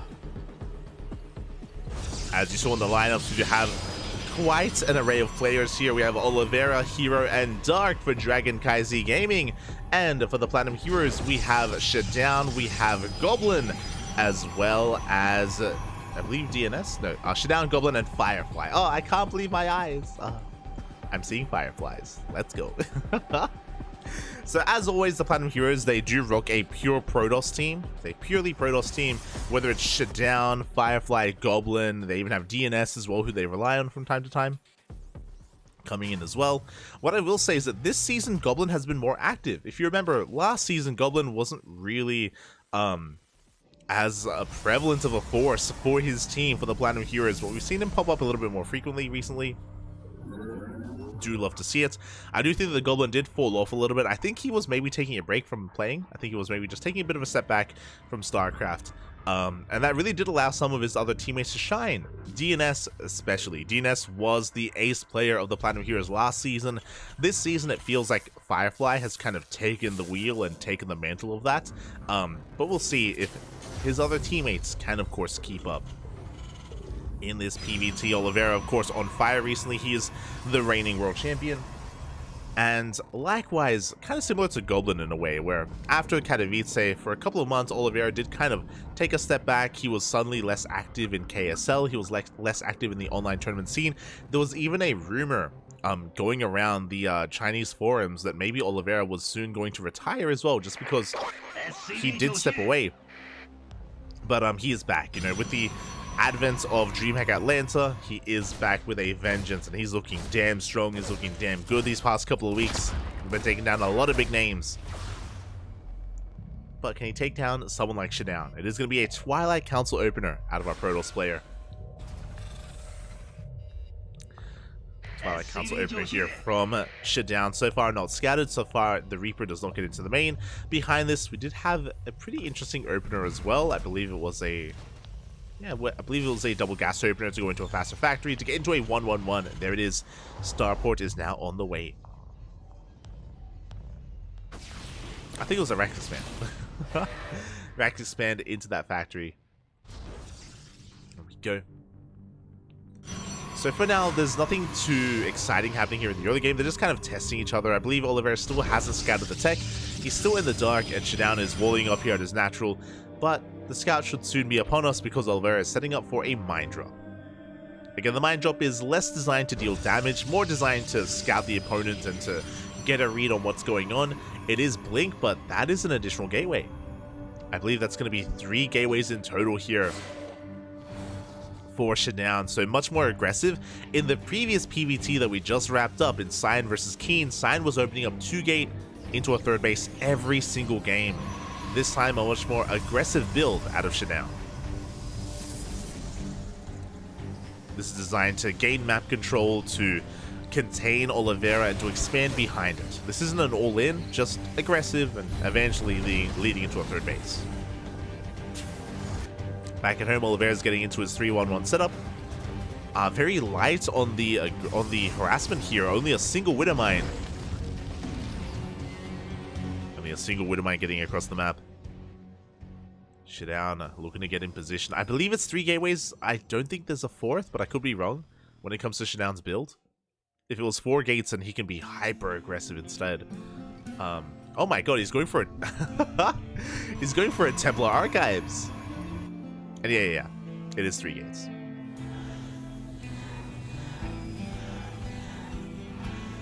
Here we go. We are moving up. But before third base, we throw down the Templar Archives for Storm. Shidown, he has been very fond of Storm recently. That is something that we have noticed. So a very different kind of PvT on the horizon here. Very different playstyle compared to Cyan. Here we go. Stalker job moving out across the map. The mine job still hasn't committed, not yet. We're still holding back on it. And there it is. Storm is in production. Stalkers do rock up, but Marines are in position. And so far, yeah, the Stalkers are forced back. A lot of hull damage even done to some of those Stalkers as well. But Shidown doesn't lose anything. Not yet. Able to maintain himself. Here comes some Raven harass. And we also scout the Storm. The Raven sees the Templar Archive, sees it researching as well. Can only mean one thing. Storm is on the way. But they come back too soon. 3 probes go down. The mine drop still hasn't committed. As we go for another auto turret, targeting down as many probes as we can. And I think Oliveira does dive into the natural. I'm not sure if it's a mine drop or the Reaper. Yeah, but 3, oh my god, 5, 6 workers go down. The mine goes off and the observer doesn't notice. The prism went down as well. Big loss there for Shidown. He's really excited about that prism. Oh my god. Yeah, but the War Prism did actually, I guess, rally into that base and did fall. Wasn't caught on camera, but I guess the SC cat, sorry, the Chinese casters were saying something else, but and here we go. The push is upon us. Barely was spotted here by these observers. Shidown, he should be getting in position. Storm is done. Oh, first Storm not quite connecting though. The High Templar, they're so exposed. They are so exposed. Where's the support? Again, we lost the Prism earlier. Auto turret into the main base. Oliveira pulling his opponent apart. A much better Storm. But we're getting into the mineral line. Probes are going down and drop into the natural as well. And Shidown is completely pulled apart. We're focusing on the base. GG gets called before the Nexus falls, and Oliveira will take game number 1. Whew. Just all over Shidown. The auto turret harass, the mine drop into the natural, shutting down the prism across the map, and even avoiding those storms. Just pulling Shidown apart. Very impressive. Very impressive there from Oliveira. Shidown trying to get into his own build, into his own game, but alas, couldn't really get the ball rolling there. Could not take control of even the map, which he should have with the 3 gates as well.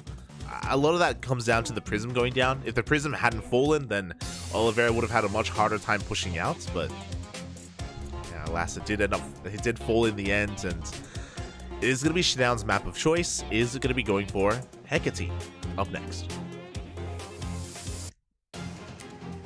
Here we go. Shidown looks frozen. I think he's just a little bit stiff. Yeah, it's okay. He's a little bit stressed out. It's all good. It's okay. I'm sure we'll get some movement soon. Don't worry about it. As we are getting ready for Hecate again. Hecate is a much more macro-oriented map. Is of course a much easier map to get up to 4 bases on and to really get into the mid game in a secure position. I expect that's what Shidown wants to go for here. I'm sure he wants to thrive in that mid game. He wants to make it there. We'll see if he can. In the top right hand corner for the Platinum Heroes, it is Shidown.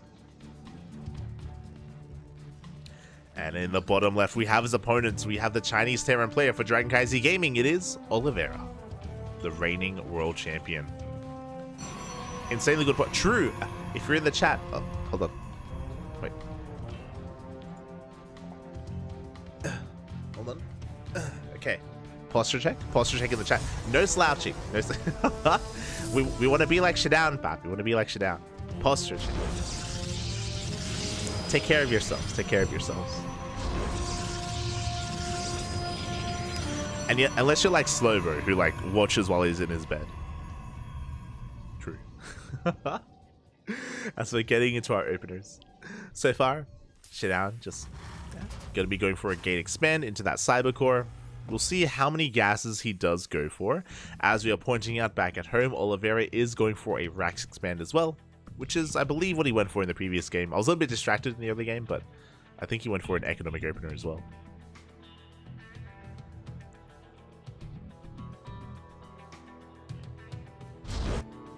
There we go, as we are just getting into the swing of things. Again, I'm pretty sure that Shidown, he's gone for a bit of a larger map here just so we can get some breathing room, just so we can get his economy up and running. And as we get into this series, shout out to the spot, Doyu, Honkai Star, Taido, and Autofull as well. Again, you know, it's one of those things where it's kind of weird because a lot of those sponsors we can't actually gain access to outside of China. Like, a lot of those are very endemic to the local regional scene. But, you know, support them wherever we can, just because without them, we wouldn't have WTL, we wouldn't have Kung Fu Cup or Masters Coliseum, so many events from SC Boy, and thanks to a lot of those sponsors. I guess some people do play Honkai Star, that is more international. I'm shaking my head. Shaking my head. I'm looking at you, smile. Este smile. There's wondering, Honkai Star, who's one of the main sponsors of this tournament, and they run ads at the beginning and end of the tournament, is, I believe, a gacha game. I think it's an MMO, kind of like Genshin Impact. A gacha MMO, if you will. I want to say same developers as Genshin Impact, and maybe the same world. I don't know. I don't know the lore of Genshin. I don't want to get it. Aye. For now, we're just getting into our game though, and yeah, it was again an economic opener out of Oliveira into his 1-1-1, very similar to the last game. Meanwhile, we do have a Twilight Council, and that is not for Blink. Shidown. This is wild. This is not unheard of, but a very uncommon opener here in this matchup, going for a Dark Shrine instead. Very risky. As you can imagine, DT openers are very hit and miss in PvT because, hey, if there's no scan, if they happen to mule, then you can do a lot of damage. If they don't mule, if they do have a scan available, then they can shut down your DTs very early on. So we'll see how we can make use of this. I love the positioning of this pylon. Oh no, he gets spotted! No! There happens to be an SCV there, and the pylon is seen.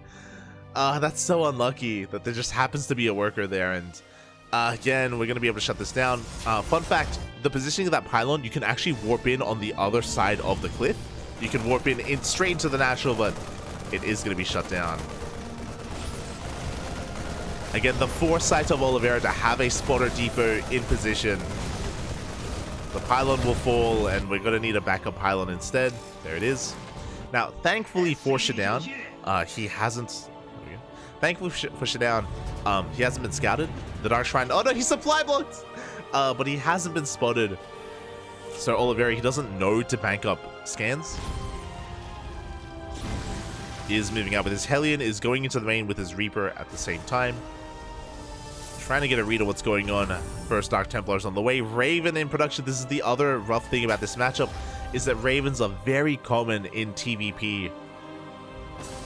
We even saw it last game with that Raven Harass. The Dark Templar does waddle into the mineral line. SCVs are going down, but the Raven arrives just in time. 3 workers. Not ideal. Like, what's worrisome here for Shidown is that, one, the DTs, there's so much onus on them to get damage done because you're delaying Blink. Like, you're delaying Blink, which means you're delaying... You relinquish map control. You don't have a way to shut down drop play, to shut down movements, or even delay the third base of your opponent. You give up so much for Dark Templar, and alas, it wasn't quite worth it in the end. We got a couple of SCVs at least. Did get 3 of them, but for the most part, Oliveira is in a better position. Does get eyes on the Observer. He wants it up! He boosts on 40. He's hunting the Observer down, and he should get it as well. Good pickoff. This means that Shidan is going to be in the dark when it comes to the move out. He's warping in back at home. Oliveira, I believe, hasn't thrown down a third CC yet. It's going to be reliant on drop play. And there we go, third CC now on the way for Oliveira. So he's not going for a 2-base all-in. Just going for a drop play for the time being. The ships they pass in the night. They do miss each other. There is one Dark Templar in that War Prism. It looks like we may go for some Zealot Harass and maybe one DT in the mix to like try to slip in and get some extra damage done. So we'll see if we can pull that off. At the same time, as Shidan's getting his third base up and running, we're getting into Robo production. We have a Safety Immortal on the way, a Bay for eventually Colossus. This time, no Storm. Unfortunately, no Storm this time. As the Dark Templar does waddle into the main base, he's going to get a couple more SCVs. Not bad. 3 workers go down, 4, 5 even. Oh my god. We do manage to scan and we do zone this away, but the Dark Templar does escape. At the same time, though, Oliveira, he's pushing through the center. He's ignoring that harassment. He's pushing right through the center of the map, I believe, unscattered. He has Interference Matrix. He has a Disable. And he just goes straight for the natural. He depowers the Robo. Oh my god. Getting in position. He goes for some auto turrets instead. No anti-armor missile, but he just has such an amazing concave. He shuts down the mineral line. Cleans up so many of these Zelts as well. Takes down an Immortal. And Shidan will eventually clean this up, but he loses the Robo. Oliveira, he snipes it just towards the end there. At the same time, another drop into the third base, and Shidan was completely pulled apart. 26 probes falling, an Immortal, a Robo. He goes for a warping across the map, but we have reinforcements. We will clean this up. Oliveira just all over Shidan here. Again, 2 games in a row. The drop play doesn't end. It doesn't stop. And as a reminder, because there's no blink, there's no way to keep up. GG gets called. Oliveira will take the 2-0. GG. GG, well played. Again, it was a DT opener into charge as well. We were lacking map control. We were lacking a secure way to keep up with the drop play of his opponent. And Oliveira just had his way with Shidan there. A very strong performance from him, from our reigning world champion, of course. And now we're getting into our next matchups. Again, to quickly go over them, it is going to be Goblin versus Hero in a PvP, as well as Firefly versus Dark in a PvZ. Oh, let's go. DKZ not holding back. CranKy Gaming, of course, they do have a bit of a larger roster. Like every now and then they do field Jeshi, but not this time. No Jeshi this time, as they are just fielding their heaviest roster that they can.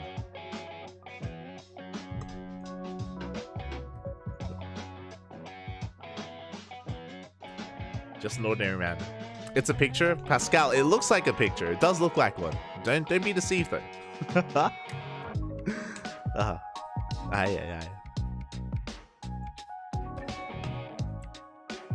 As we are getting ready for that PvP, Hero, of course, last night taking down Max Packs in a PvP, so it is going to be an uphill battle, but in general, Protoss versus Protoss can be very dynamic, can be a very difficult thing to actually have a strong performance in or be consistent in. That's what I was going for. And Goblin, he can always whip out the Roddy strats as well. I know he has kind of left the nest and he's no longer, you know, one with Team Roddy. But at the same time, you know, the influences are there. You know, Roddy did still raise him in the end, and we could see some Skytoss shenanigans. I want to believe that Goblin has something special and prepared for Hero. I mentioned before, it's great to see more of Goblin. He was very inactive last season. He was very rarely. It felt like he was very rarely fielded in WTL Summer, so we're getting a little bit more of Goblin here in WTL Winter. Do appreciate it. Do appreciate it. A rough team to go up against. DKZ is stacked. Yeah, CranKy Gaming, they're one of the stronger teams in the league. Despite that, though, CranKy Gaming, they've been struggling a little bit. When it comes to the top teams, you've got Onside, you've got Team Basilisk. I believe even Shopify and Team Liquid are rated higher Let me just double check the settings. Yeah. Sorry, not Team Liquid, but Shopify and Psystorm are technically rated higher in the standings compared to DKZ. So again, they need these wins. They need to catch up. And in the bottom left-hand corner, we have for the Platinum Heroes, Goblin. And spawning in the top right-hand corner, we have for CranKy Z Gaming, it is Hero. This time Hero doesn't have a green screen. Usually Hero has a green screen, so we don't really get to get a glimpse of his house, of his apartment. Now we do. We can spy on him. As for now, we're getting into a gate expand. Ooh, and this is what I love. Okay, so if you were here last night, you would have already heard this little rant or this little speech. But Hero recently, over the past maybe week and a half, 2 weeks, maybe 2 weeks, Hero, he has been adapting his PvP. His PvP has been changing. Hero and Nightmare both. And as you can see here, they have adopted the max pack style, going for a gate expand on the low ground. I love that. For such a long time, it was only max packs that did this, but slowly it seems like the Koreans are catching on, and the Koreans are accepting this as well. I say that really only Hero and Nightmare for now. I haven't seen Classic do this yet, and I haven't seen Creator do this yet, but it's also maybe because I haven't been casting a lot of Classic recently. So maybe he's adopted this as well, uncertain. But yeah, this has been very trendy amongst some of the Korean players, which is really fascinating to me because, again, for such a long time, it was only max packs that went for gate expands on maps like this, on a map like Hecate with no ramp leading into the natural. But now Hero is also adopting that, in PvP specifically. Now the onus is on Goblin. Here we go. Can Hero actually walk the walk? You know, he can talk the talk, right? He's going for the gate expand. But it isn't just about having an economic opener. The reason why Max Pax can get away with this is because he can goad his opponent into a one base all in and shut it down. Can Hero do the same? Can Hero shut down the potential one base all in of Goblin? Now maybe I'm getting ahead of myself because Goblin, he does have a probe on the map, but he pulls back. He does pull back. Hero, he went double gas first before that natural. So he is going for a Stargate. Zealot moves out, and Hero, he does come across the proxy pylon, which means he knows he isn't being all in. There is no all in. It's just a fake proxy pylon here from Goblin. Hero's aware, so we're gonna shut it down. Meanwhile, Goblin does throw down a Stargate of his own back at home in his own main base. So the goal here is Goblin isn't going all in. That Stargate should be for an Oracle to get ahead, or sorry, to cripple the economy and get ahead that way. And I say get ahead, equalize, keep things even things up. Goblin, of course, is going to have a later expansion, so he has to make up for that by killing workers. Zealot does get shut down. Did kill the pylon though, so worth it for Hero. Stalker count is slowly getting higher. Again, Goblin, he does have a much stronger production compared to his opponents. Oracle moves out, and Goblin is already applying pressure here at the natural base. He's up in Stalkers, but the shield battery is done. Oracles are on the way for both players. Heroes is already done. Goblin is still in production. Oh my god, and Hero, he goes straight for the army instead. I love this because this got scouted. And both Stalkers go down. Big pick off here for Hero. So Hero opened up Stargate. The Stargate got scouted. The Oracle got scouted as well. And Goblin was waiting in the mineral line. He was waiting for the Oracle that never arrived. Because Hero, he shuts down the Stalkers in the center of the map. Shield batteries are on the way.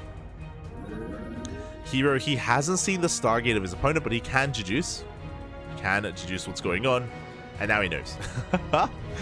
Adept shades into the mineral line, sees the Stargate as well. Oracle is making its way towards the main base of Hero. And is Hero ready for it?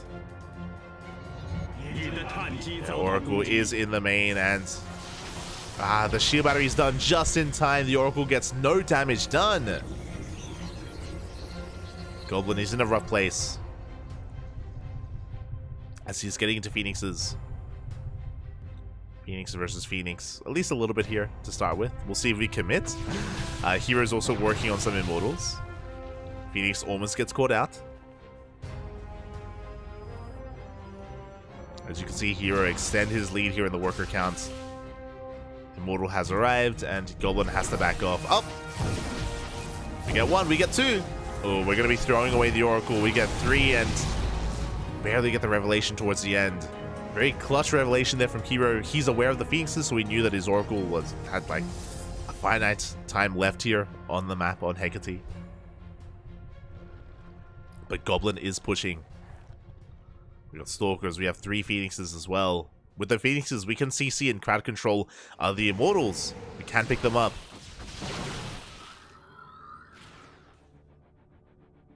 And a really awkward choke point.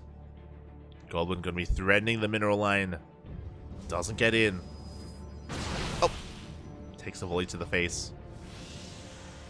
Not ideal here as Hero gets a scat across the map. He sees saturation at the natural, just making sure that he's not being all-in. Oh, the Stalkers, they get caught out though. 4 probes fall. And Hero's pushing. Oh my god. He's ignoring the Phoenixes. He's pushing across the map. He should... Yeah, he does recognize no shield battery. No pylon, no shield battery at the natural. Goblin cutting a lot of corners here because of the map control that he has. Being a little bit greedy. There we go. Shield battery is now on the way. Halfway done. Hero, can he break through before they can really get going? There we go. He dives on the army. That wasn't... Sorry, that was a pylon. Not a shield battery. We do CC the Immortal. Boys are being pulled. And it looks like Goblin, he should be able to hold on. Barely does lift up that Immortal. We're going for another warp in, but we dive on top of the prism. We deny the warp in. We shut it down, and Goblin will hold. Does lose a lot of workers. Does lose 6 probes, but he killed an Immortal. Killed a lot of sentries. Killed some sentries. Killed the Stalkers as well. Goblin, he's now ahead. And that push just was not it from Hero. I'm sure he was hoping that maybe it would take a little bit longer for the Phoenixes to come back home. And now Hero, he loses so much momentum. Probes are going down. He's just now starting Blink. Goblin is having his way with him. Stasis trap into the main. And this is a game that Roddy would be proud of, you know? The Phoenixes. That's all he needs to do. Just make the Phoenix Poppy. Make Poppy proud.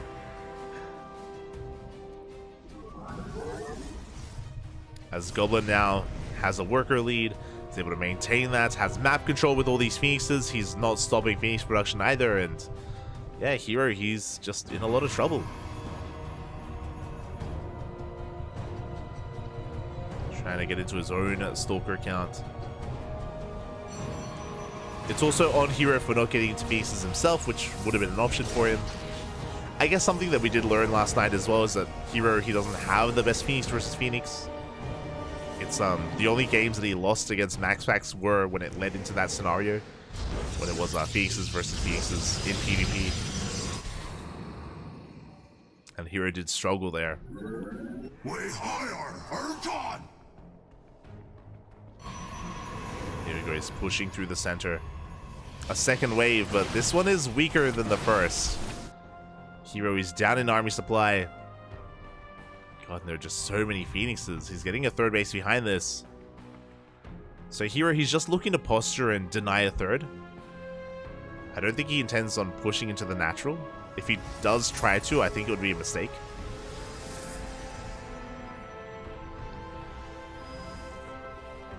He's just going to be poking in. Let's take down a probe. Again, just trying to contain his opponents. He does have Fire Vision. We're going into the main. Oh my god! Into the army of Goblin. We're going to get some Phoenixes, decent force fields as well. But we're losing so much. This was not it, Papi. This was not it. The Immortals are going ham. And so many Stalkers are falling. I appreciated denying the third base, but this was an overextension. He kills 3 Phoenixes for 10 Stalkers. Ay, ay, ay. Now, Hero, he does have a third, at least. Again, I think containing his opponent would have been good enough, but yeah, losing such a large army there was, or losing so much of his army was not worth it in the end for Hero. He's still trying to recover. Charge is on the way. Shield battery is here as well for overcharge. With Goblin, it's going to be his turn to move out. It is his time to shine.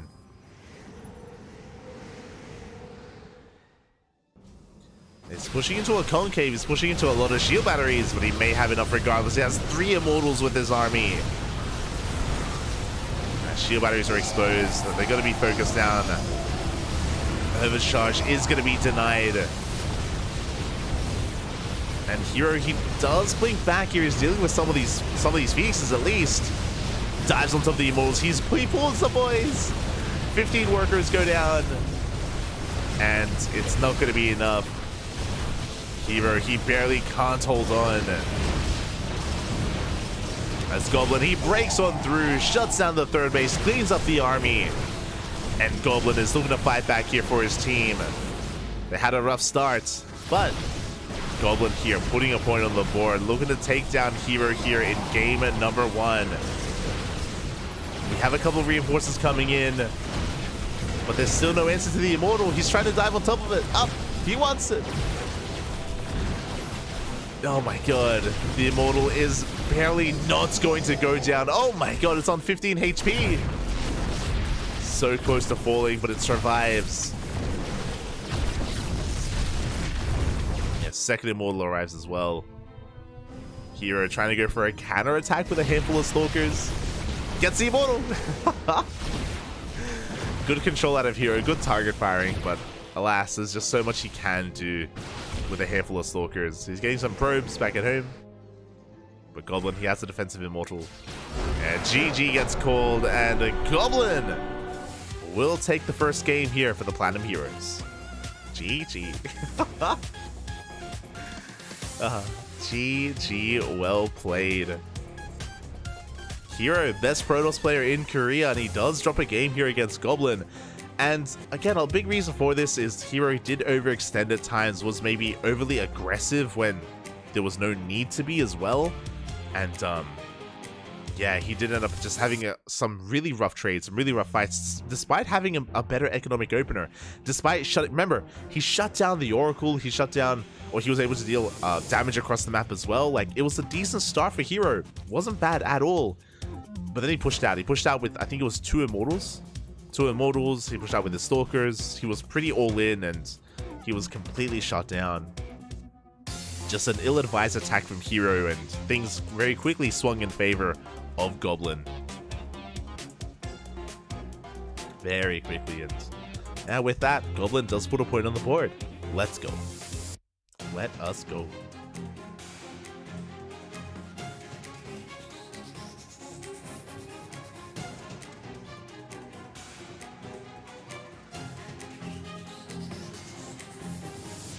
Yeah, there were 2 really rough engagements with Hero. You could argue there was maybe a chance for him to come back when he was taking his third and when he was denying the third of Goblin, but that's when he just sent it. That's he just sent it all, Papi. And here we go in the top right-hand corner for the Platinum Heroes. We have Goblin.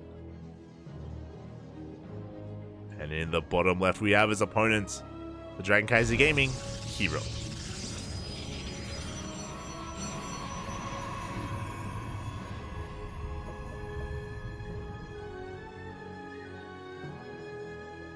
And again, a lot of this does come down to just the dynamic of PvP. I mean, mirror matchups in general. Mirror matchups, if you do fall behind, if you do have a deficit, it is so difficult to come back. And this time, Hero is going for a double gate opener. This time he's calming things down. He's not going for a gate expand.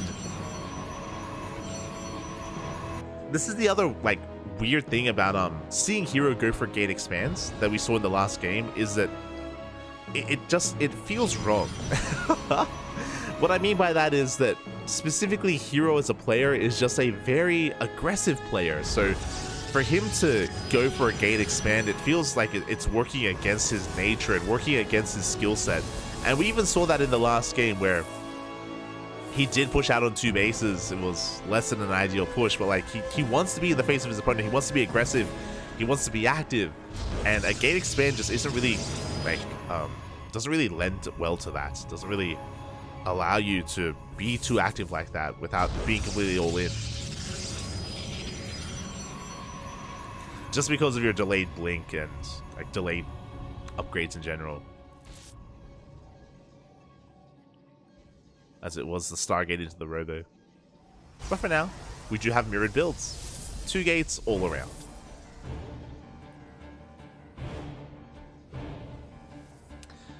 Two gate openers all around. Hero, he's going to be going for a double Stalker. We'll see if Goblin meets up with him. No, Goblin is going to be going double Adept instead. So a much more aggressive opener here from Goblin.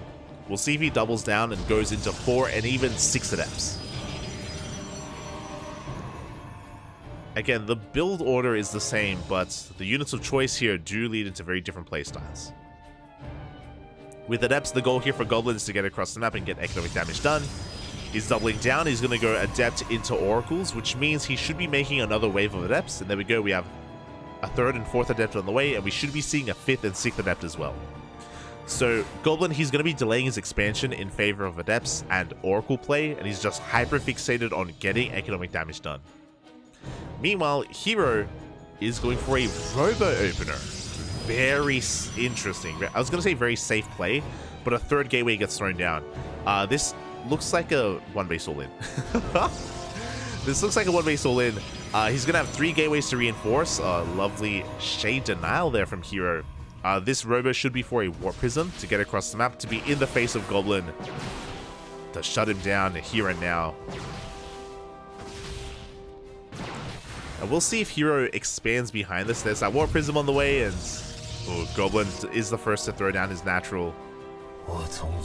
And Goblin doesn't know. He is not really aware of what Hero is up to, and yeah, we're going to be committing.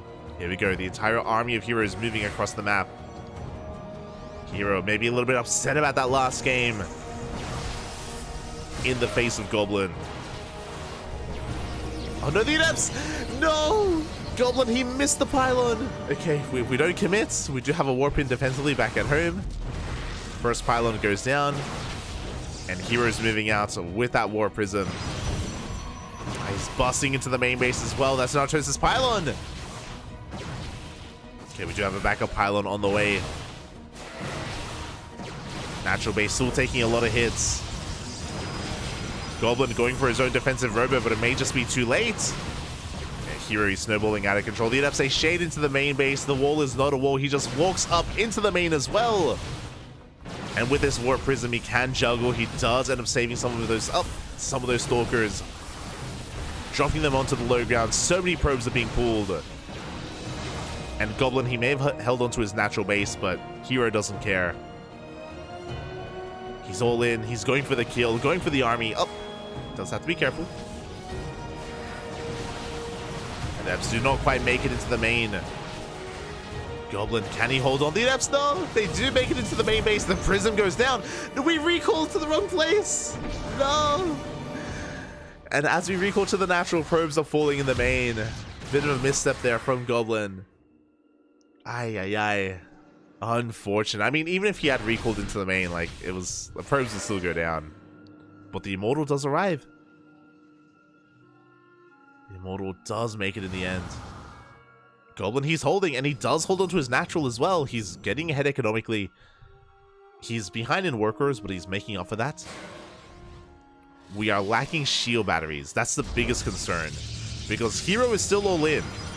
Hero, he is not transitioning. He has an Immortal. He's going back into his Warp Prism, which did die earlier. He's doubling down on the all-in, and Goblin, he needs to respect that. There we go. He does confirm the lack of natural base.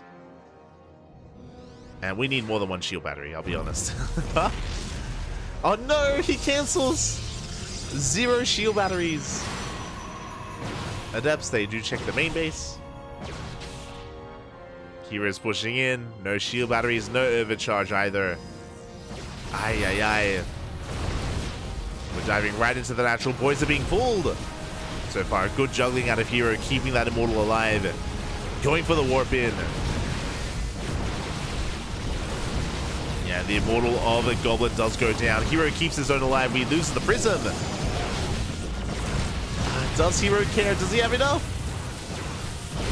The boys are pulled and Goblin, he's barely holding on. He takes down the Immortal. But it's just too much. GG gets called. Hero, he breaks through. And Hero takes the 1-1. GG. Hero shaking his head a little bit there. I'm sure he was hoping for a 2-0, you know, hoping to clean it up here and now. As the first of 4, the team with the first of 4 wins does take the series. But nonetheless, a 1-1, not too bad here. GG, well played. Goblin, just not taking that all-in seriously enough. He confirmed. He saw the lack of expansion.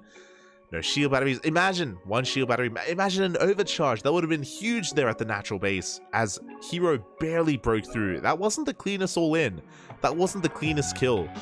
Goblin, he was keeping up and barely treading water there. Was barely broken towards the end, and GG. Congratulations. Congratulations to Hero. A shout out to Goblin for having a more back and forth and almost even surviving and taking game number 2. Very well done. Very well done, as we are getting into the final best of 2. It's going to be a PvZ between Firefly and Dark.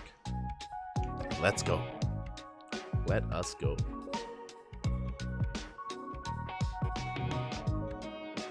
In the chat. Impressive game by Big Gobbo. Big Gobbo. yeah, he had a really good series here. Even game number 2 as well. Like, it wasn't too poorly executed from Goblin. Like, a couple of mistakes here and there, like, you know, whether it's the recall or whether it's the lack of shield battery, but things that can very easily be worked on. And, you know, it's just in the moments when things are so chaotic, mistakes can be made. You know, nerves can kind of pop up as well, and it happens. Overall, hopefully Goblin isn't too upset with that result, and yeah, did well for himself. Did well. As we're getting into that final best of 2 here of the night. If Firefly takes the 2-0, then we do get an ace match, but that ace match would be a best of 1, not a best of 2. So here we go. But again, taking a game off of Dark is going to be a difficult thing to do. Not just a game, taking 2 games as well is wild. We'll see if Firefly can pull it off. We'll see how spicy Dark is tonight. We mentioned it last night. Dark has been very fond of proxy hatches, and even here in WTL, I expect to see at least one game where he goes for a proxy hatch. Like, he's very fond of it. He likes it, man. He likes it. We'll see. We'll see if he goes for it. And we'll see what Firefly comes prepared with. Again, Firefly, he's a very preparation-based player. That's why he thrives in WTL. That's why he's taking down so many big names. That's why Firefly is the new ace player of the Platinum Heroes. He pops off week after week after week, getting some very surprising wins and very surprising results. Has definitely become a fan favorite over time.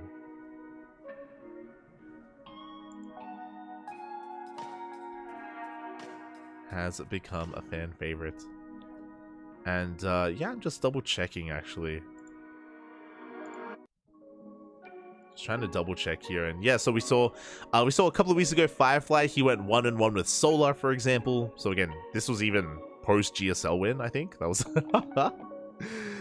hey, you can never count Firefly out. Firefly also took games off of Clem earlier this season in his series against Team Liquid. And what other big names did he take down? Cyril took games off of Cyril, mate. Again, all you have to do is like look at Firefly's season, mate. He's taken down Cyril, Clem, and Solar. Not 2 zeros, but at least a game. And that's the crazy thing about Firefly. Like, he can go up against anyone. He can take a game. He can take a game, and here we go. Game 1 is going to be on Equilibrium in this PvZ. Vámonos. Of course, Firefly going to be playing tomorrow in ESL Masters in the Asia Regionals. Has a pretty impressive ELO in his own right. And again, a lot of that is just because he's been taking down so many big names. Not just this season, but last season as well. And here we go. Spawning in the top right-hand corner, we have, for the Platinum Heroes, Firefly. And spawning in the top left-hand corner, we have his opponent for CranKy Gaming. It is Dark. Oh. Let's go. The harness is ready, and Firefly, where are we going? Going straight for the gold base, but it looks like we're just going there to deny it. If Dark did go for a hatch first at the gold, I don't think he intends to proxy here or take his own nexus here. That would be crazy. I think, yeah, he's just looking to deny an expansion. We have seen Zerg players on this map take the gold as their natural. Dark is not one to do so, though. Takes his natural base at the natural location. So very understandable here from Firefly. Unfortunately, he doesn't delay the expansion of Dark, but I'm sure he's happy to not delay the expansion, but make sure that the gold doesn't get up and running, because that's a terrifying Zerg player. If they get that gold as the natural, it's wild. I cannot believe my eyes. Me either. Oh, he's missing. Where did he go? Firefly is gone. We had cams. We had cams earlier, but he's disappeared. Hopefully he's okay. Do you think he dropped his cam again? There we go. It happened before. I think it was Silky. I think the last week when we casted Silky, his like webcam toppled over and we lost him, Pappy. We lost him.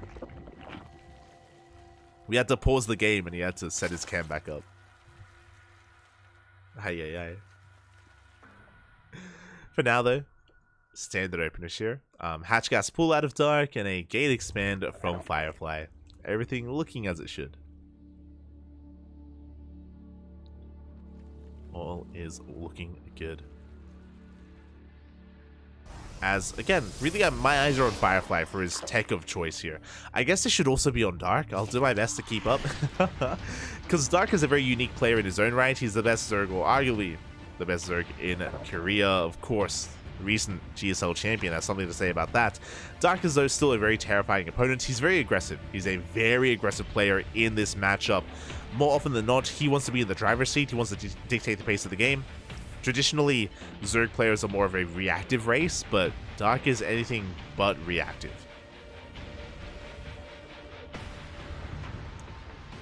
So we'll see how this does turn out. For now, third base is on the way for Dark, taking the linear third. A much more defensive third base location. Still not going for the gold, by the way, which is also why Firefly is patrolling, because it is very common. I mean, it's uncommon for a Zerg player to take the gold as their natural, but much more common to take it as a third base. So that's why Firefly is still patrolling. Finally leaving in the hell out of there. And Dark, it looks like he may just opt to take the gold as a fourth, or he may not even think he needs to.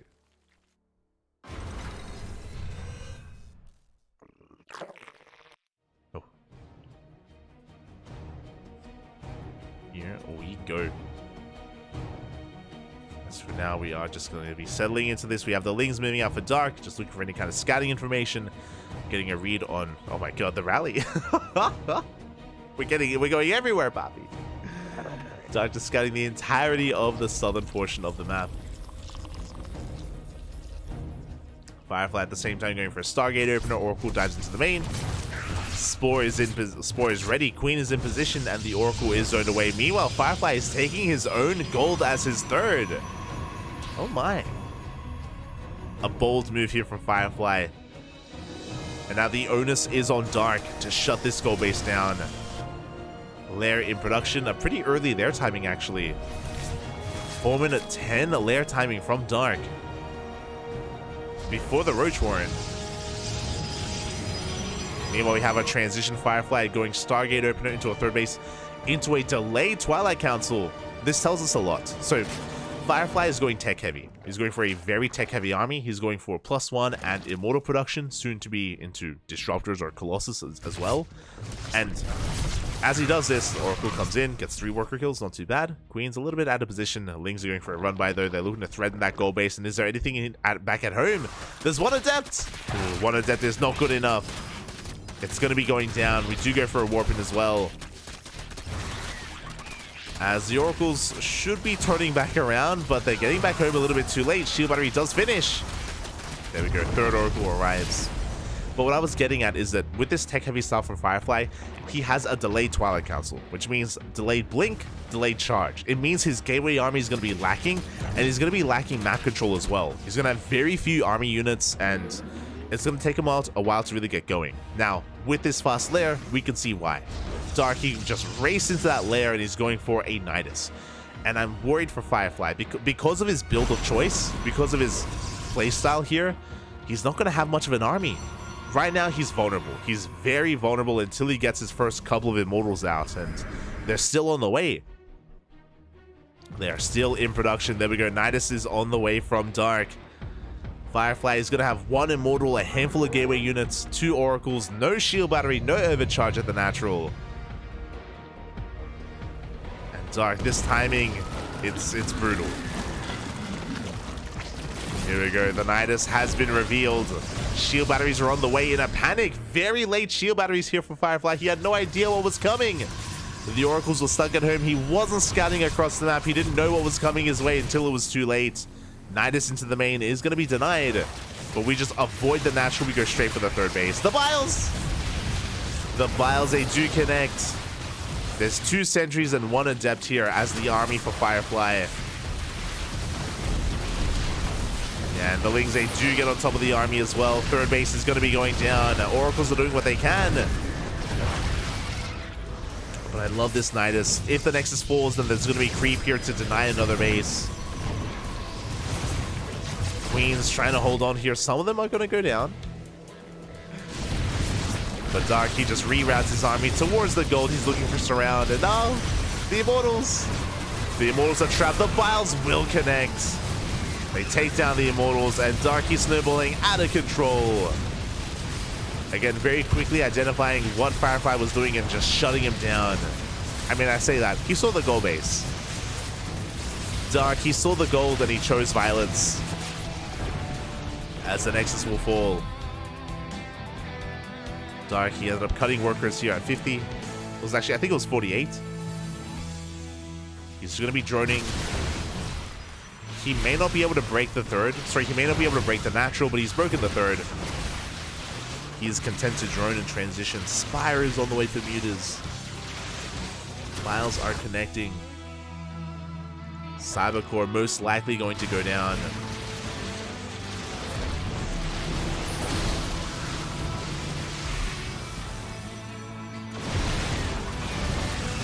The Oracle, the Immortals, they try to break through. At least we keep the Cybercore alive. I can't say the same about the Oracles, as one of them does go down. And as Dark backs off, there's creep everywhere. There's creep at the triangular third, there's creep at the goal base. Firefly, he can still expand at the linear third at least. At least he can expand there. But I believe he hasn't seen the Spire, and Mutas are soon to be on the horizon. Firefly isn't expanding. That's a War Prism on the way, by the way. So it looks like Firefly is going all in. Yep, 2 more gateways. It's a 2-base all in here for Firefly. He knows he cannot catch back up economically. It's all or nothing for the Protoss. All or nothing.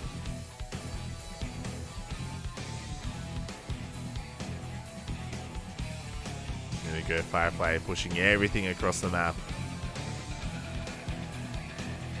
Dark back at home, amassing an army. He droned up a little bit, up to 63, 3-way saturation.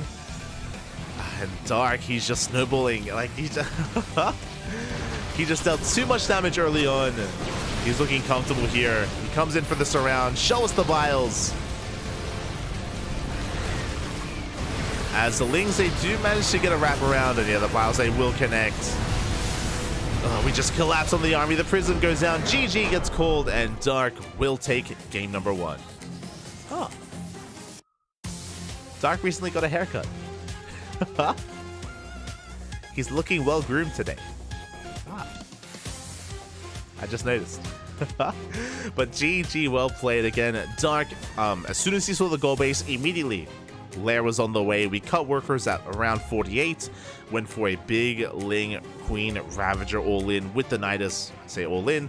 I would say that. An all-in essentially. He was able to do enough damage. He didn't just kill the third base. He also crippled the army. He got some immortals. I think 2 immortals went down. A lot of the sentries, a lot of stalkers.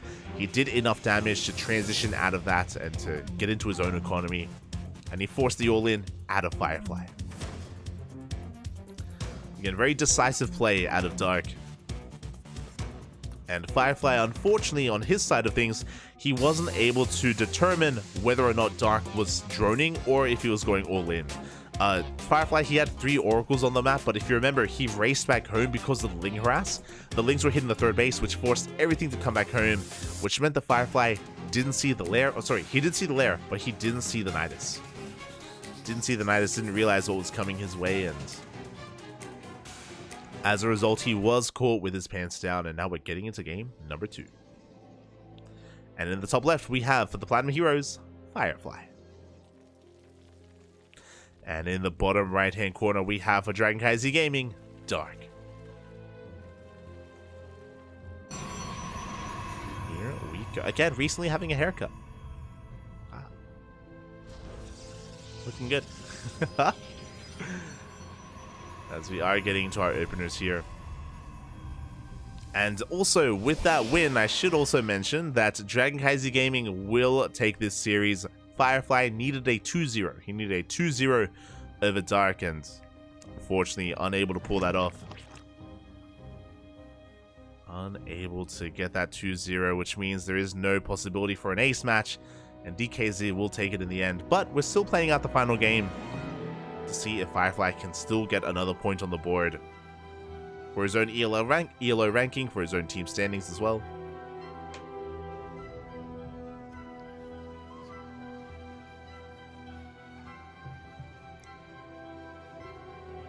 Dark looks like he's one of the 3 musketeers. Not quite. I feel like I understand where you're going with that. I feel like Geralt was one of the 3 musketeers. Geralt, he was like D'Artagnan, or I can't remember their names. But if you remember, back when Geralt had his mustache, when he had like the curved edges, like, oh my god, it looks so good.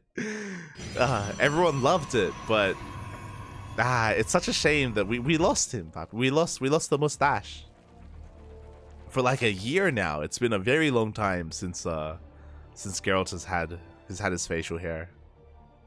But like that was peak Geralt. That was also when he beat Cyril, if you remember. That's also when he brought down Cyril. Again, the mustache, it gave him power. Feels bad, man. Feels bad. Dark though does rate highly, I think, when it comes to pro players with facial hair. We don't have too many of them. Now that I think about it, most players are clean shaven. Who else? Like Geralt, Dark, Ryung has been growing out a goatee. True, this year, specifically this year. So Ryung, Dark, Geralt. Anyone else? I guess Disc. If we go to NA, Disc, I think he has a beard, right? But here we go. We're getting into our openers, and Firefly is going for a Stargate opener back at home. Everything looking normal. Everything looking as it should.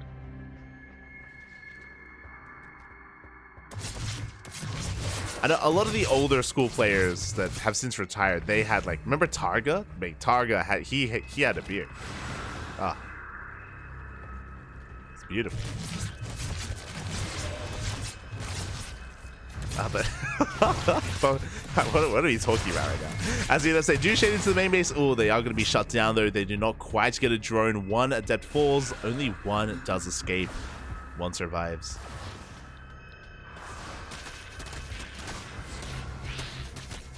Oh, as the second also gets chased down as well. Some rough losses here from Firefly.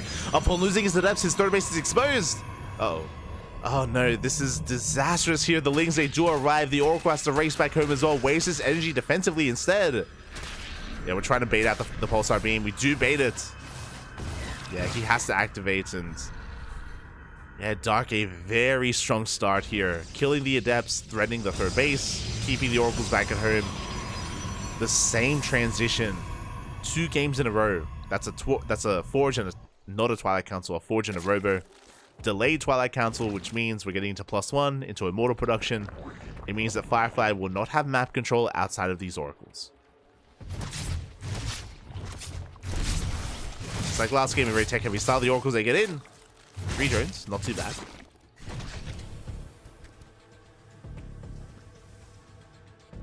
Not too bad. I forgot about Targa. That's amazing.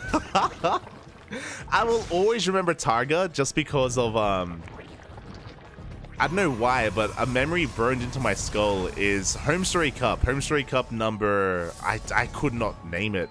Maybe number 8, 7 or 8. But Home Story Cup, when they had the tug of war, they had Jeff in control plus Targa against like 6 Koreans. It was like it was Jack G, it was maybe, I know Balloon was there, Jack G, Balloon, Tasia, maybe Daisy, and like 2 other Koreans. It was like 5 like skinny Koreans against Targa and in control at Home Story Cup. That's when I think of Targa, that's what I think of. Good times, good times.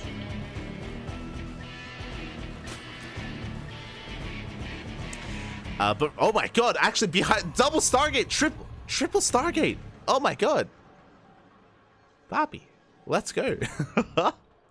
We are going for a very weird transition here. This is not what I expected at all. Caught completely off guard. So yeah, it was +1 Robo into a War Prism, not into Immortal production, into triple Phoenix production instead. This is wild. Meanwhile, behind this, Dark is going into, I think that's Swarmhost Nidus. Acid Infestation Mid on the way, +1 range, Nidus Worm as well. This feels like, yep, there it is. Swarm hosts are on the way. And before Firefly can get map control, before the Phoenixes can really hit the field, I worry for him. We'll see if he can keep up with the Niduses.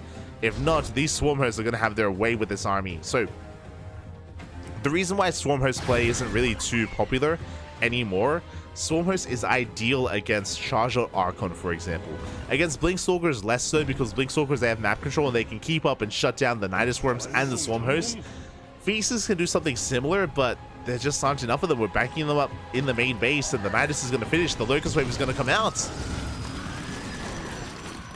There we go. First Locust Wave into the natural base. Phoenixes, what can they do here? They can pick up 1 Locust at a time. At the same time, the main army pushing towards that third base. Sentries are going down. The Immortals are exposed. No shield battery. No shot. Shield battery was barely out of range. 1 Immortal survives. The Locust Wave gets into the mineral line. 8 workers go down. Firefly, he's holding. But we are getting ready for another wave of Locusts. There it is, another Nidus Worm on the right-hand side. Again, Phoenixes, they can't do damage to buildings, so they actually can't do anything about the Niduses. The army has to push out. But there's another Nidus on the right-hand side, and here comes the Locust Wave. Do we go for the Nexus? Do we go for the base or the economy? We're going for the cannon instead. Cannon goes down, workers are falling as well. Oh my god, it only takes a couple of seconds. 8 workers go down. And the shield battery. 8 probes, shield battery, and the cannon. And this may end up forcing a counterattack. This may force an all-in, but Dark, he's getting ready for that. He's got Roaches, Queens on the way. He isn't maxing out on Swarm Hosts. He's only got, what, like 6 or 7 Swarm Hosts to harass, and outside of that, he's just building up his Roach Force instead.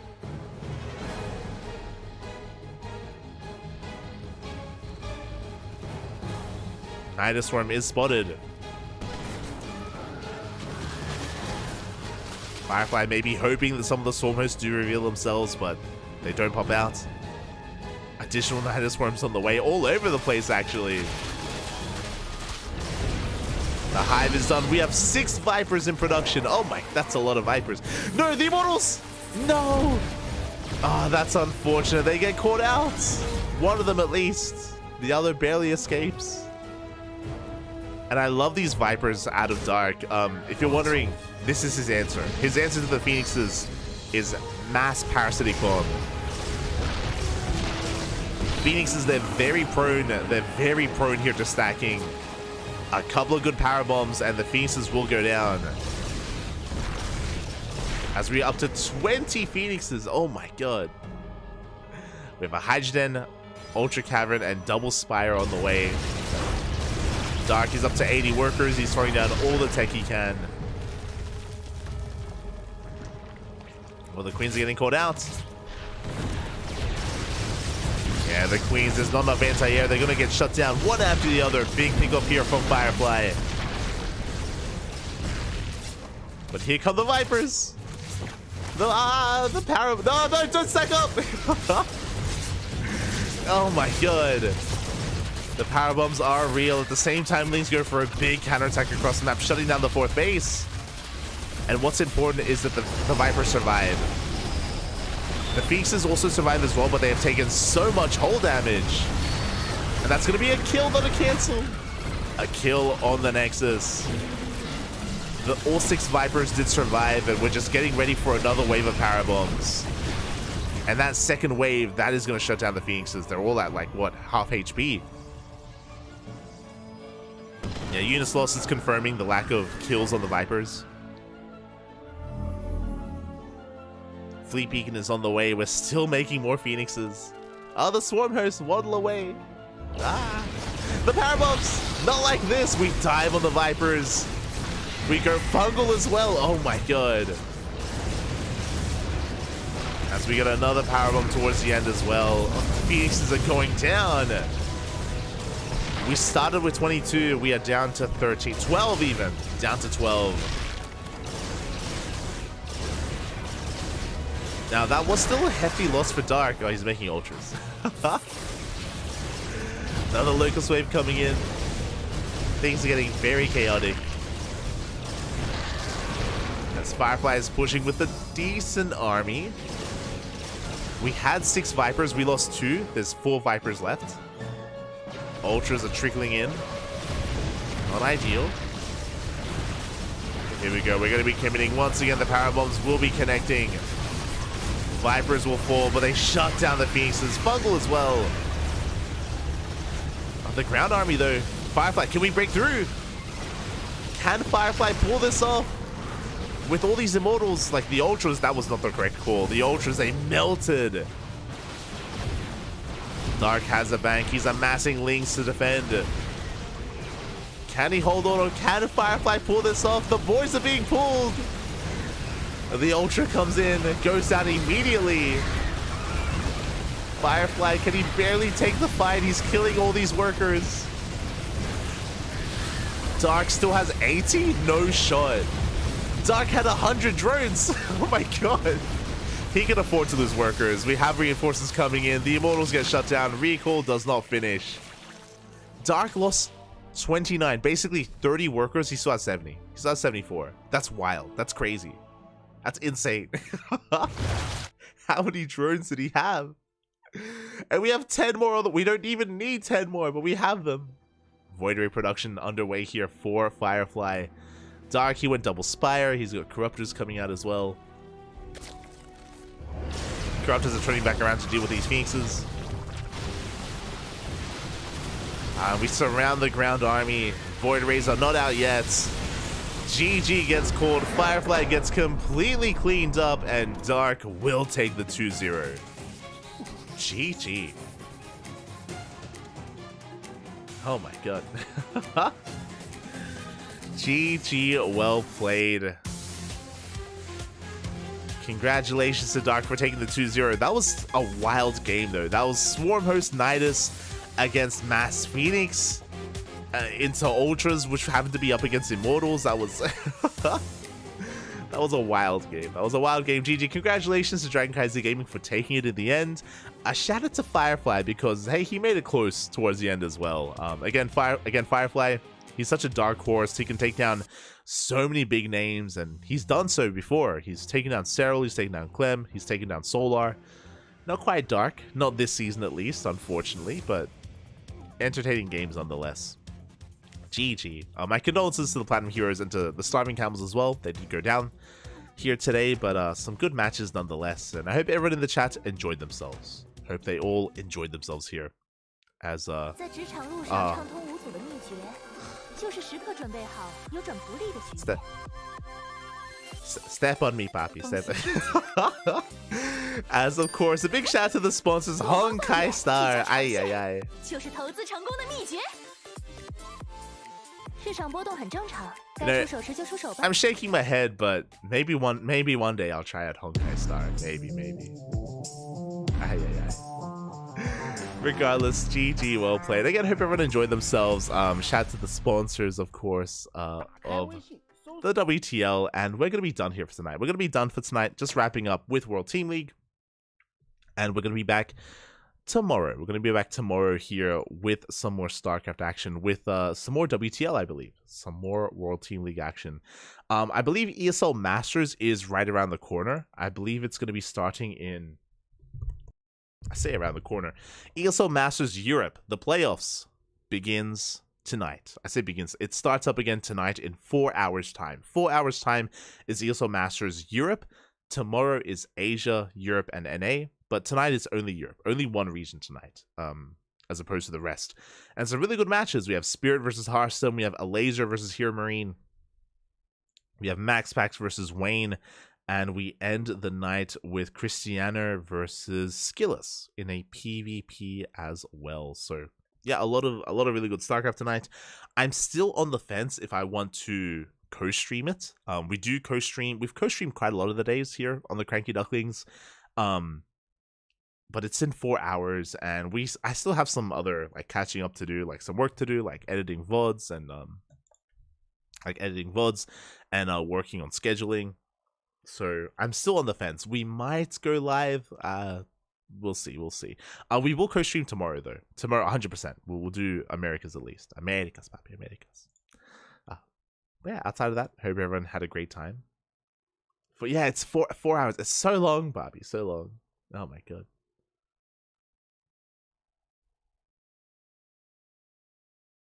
I remember that was awesome. The Koreans got shreked, right? Like, it wasn't even close. Maybe I'm misremembering. The Koreans won. I remember the Koreans, they were very scared about the tug of war, and they were like, we need MC. Where's, like, MC? Like, he slept in that day, and he was, like, late or something. So MC wasn't there for the tug of war. And they won. I mean, Balloon, he's pretty strong himself, to be fair. And the Koreans did win. They did win, actually. I mean, it was like 5v2. So as strong as the foreigners were, still hard to surpass that.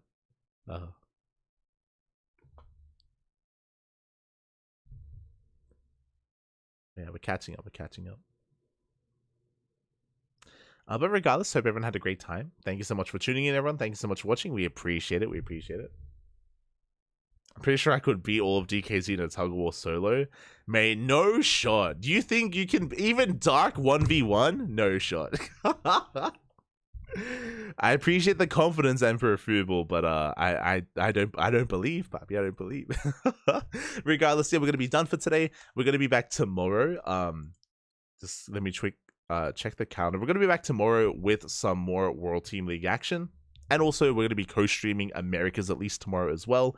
Again, in 4 hours' time is the Europe regionals, so make sure you tune in. Still on the fence. Maybe we'll take a day. We'll take a night off. And maybe we'll co-stream. We'll enjoy ourselves instead. We'll just watch from the sidelines. It's all good. Otherwise, thanks for watching. We'll see you guys tomorrow. And until then, hasta luego. You can follow us on all the social medias. We have a Twitter, we have Facebook, we have Instagram, we have a YouTube channel, and a Discord server as well. And we'll see you guys tomorrow. Hasta luego. Bye. Hasta luego.